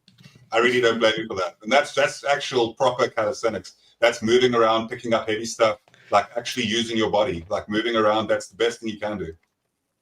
Oh, yeah. Well, sitting on a tractor, maybe. I think my right foot and both my wrists get a workout in the bouncing up and down in the seat, wearing a seatbelt, and almost tipping over a couple times. Having a tree fall on my head once because I wasn't looking up. Fortunately, I was wearing my hard helmet for my chainsaw, bounced off my noggin. There's the fail video. There's the viral fail video right there. Yeah. Tree falls on my head while trying to clear property. Oops. So I got it all. I just haven't. I have to go. And fortunately, it's all date. It's all timelined on the GoPro keeps track of the time and the date and all that. So I got lots of them. I just did another one when I was out at the cabin of some stuff, and I just store it away for now. And I'll get back and file it and try to maybe do something. I'll probably put them all private first, and then just pop them public over time. I would definitely do that. Yeah. Good stuff. What are they talking about? They're talking about chocolate powder. Oh, Cameron is Bowen's. Yeah.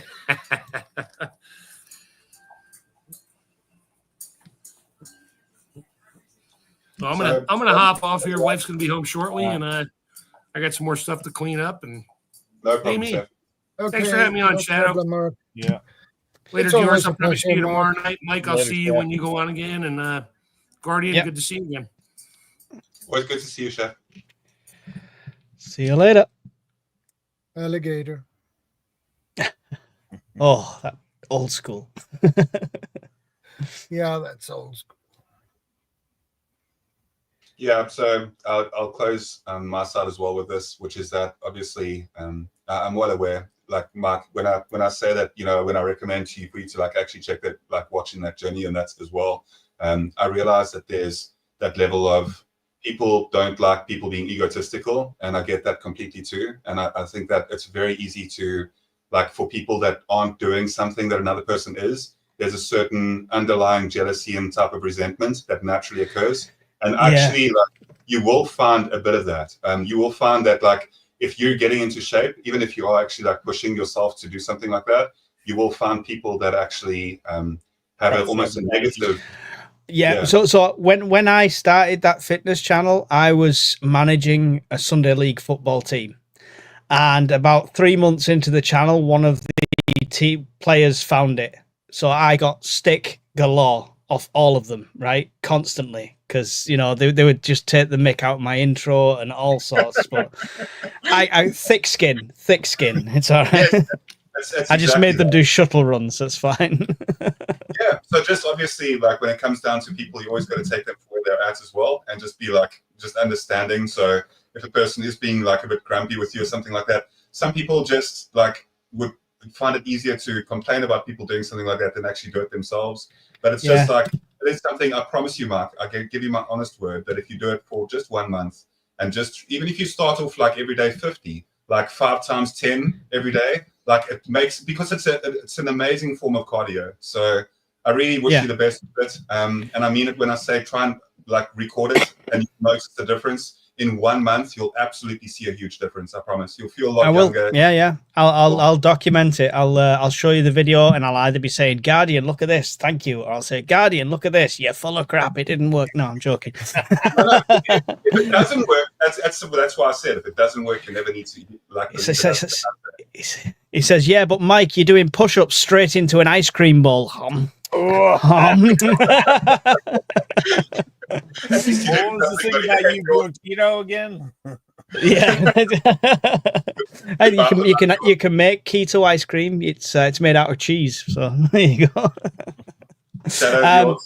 Cheers, you guys. Bye for now. Yeah, Guardian, check out that little 1 minute video that I did link in the private section after you go. It's just show you what I did originally. Also, before that, there's also another video that I linked to where it was on the Guardian Prepping channel, where top 10 ways the world could end. So it's actually just a bit of an interesting look at like the research, and it took me about a month to create that video. So a lot of I've got. but, do you know yeah, what? I've loaded it up and it started at 23 minutes 59. Yeah, I might have already watched it. It did. Oh no, he must have the timestamp on it. That's fine. I'll watch that. I've got that queued up. I'll have a look. All right, bye. Well, cheers for now. Cheers, Guardian. Take care, Guardian. See, if Bob's on Shadow, I come onto this stream and it costs me money. Now Guardian's on, it's cost me energy because I'm gonna have to do this for a month now. Every time I come on your stream, it costs me something, man.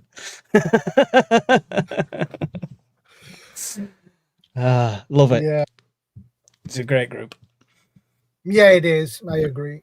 Definitely. It's a good group. Good community. Oh yeah, 100%. And it's weird how so many people are scared of the prepping community. Like it's some sort of niche, and there is people like that. I get that, some proper survivalists, but I've never not met anyone welcoming and friendly in this community. You know, you get one or two assholes, but that's in everything. But genuinely, most people so good with advice, with help, everything. So it's great. Yeah, Shadow probably remembers as well as I do that one guy that was hassling Bob. This was like right before I got to be on Shadow's live stream. Oh, this one guy, he's a Vietnam vet, and he was just, oh man, he was just tearing into Bob, and it's like, and calling Bob a coward for wanting to go live in the Philippines, and it's like, man.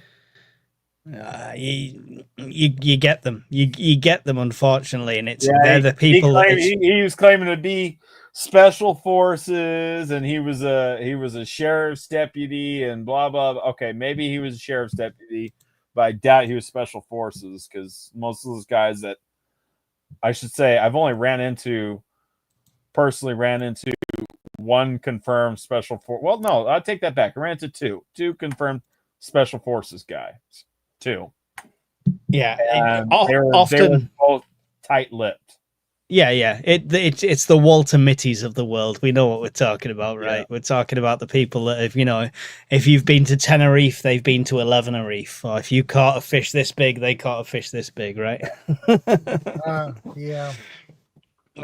Fun. We should probably let Shadow go to bed though. Yeah, and just look at he even dropped a subtle hint of taking his glasses off. Like, I'm really tired, guys. Yeah, actually, I'm pretty tired. I'd say we pretty much. I think we've hit the nail on the head on this one, and then we went a little bit further. I've got nothing else to add. So. Yeah. Good subject. Yeah. Unfortunately, a lot of it, or at least for what I knew, it could be summed up in probably about 15 minutes. So not very much of a live stream. Yeah. I mean, I think people like that, though. You've got a topic, you cover the topic in the first hour or so, and then you just let the conversation flow naturally. Otherwise, it feels forced, right? If you're just talking naturally, as long as we're vaguely on prepping, it's relevant, right? Yeah.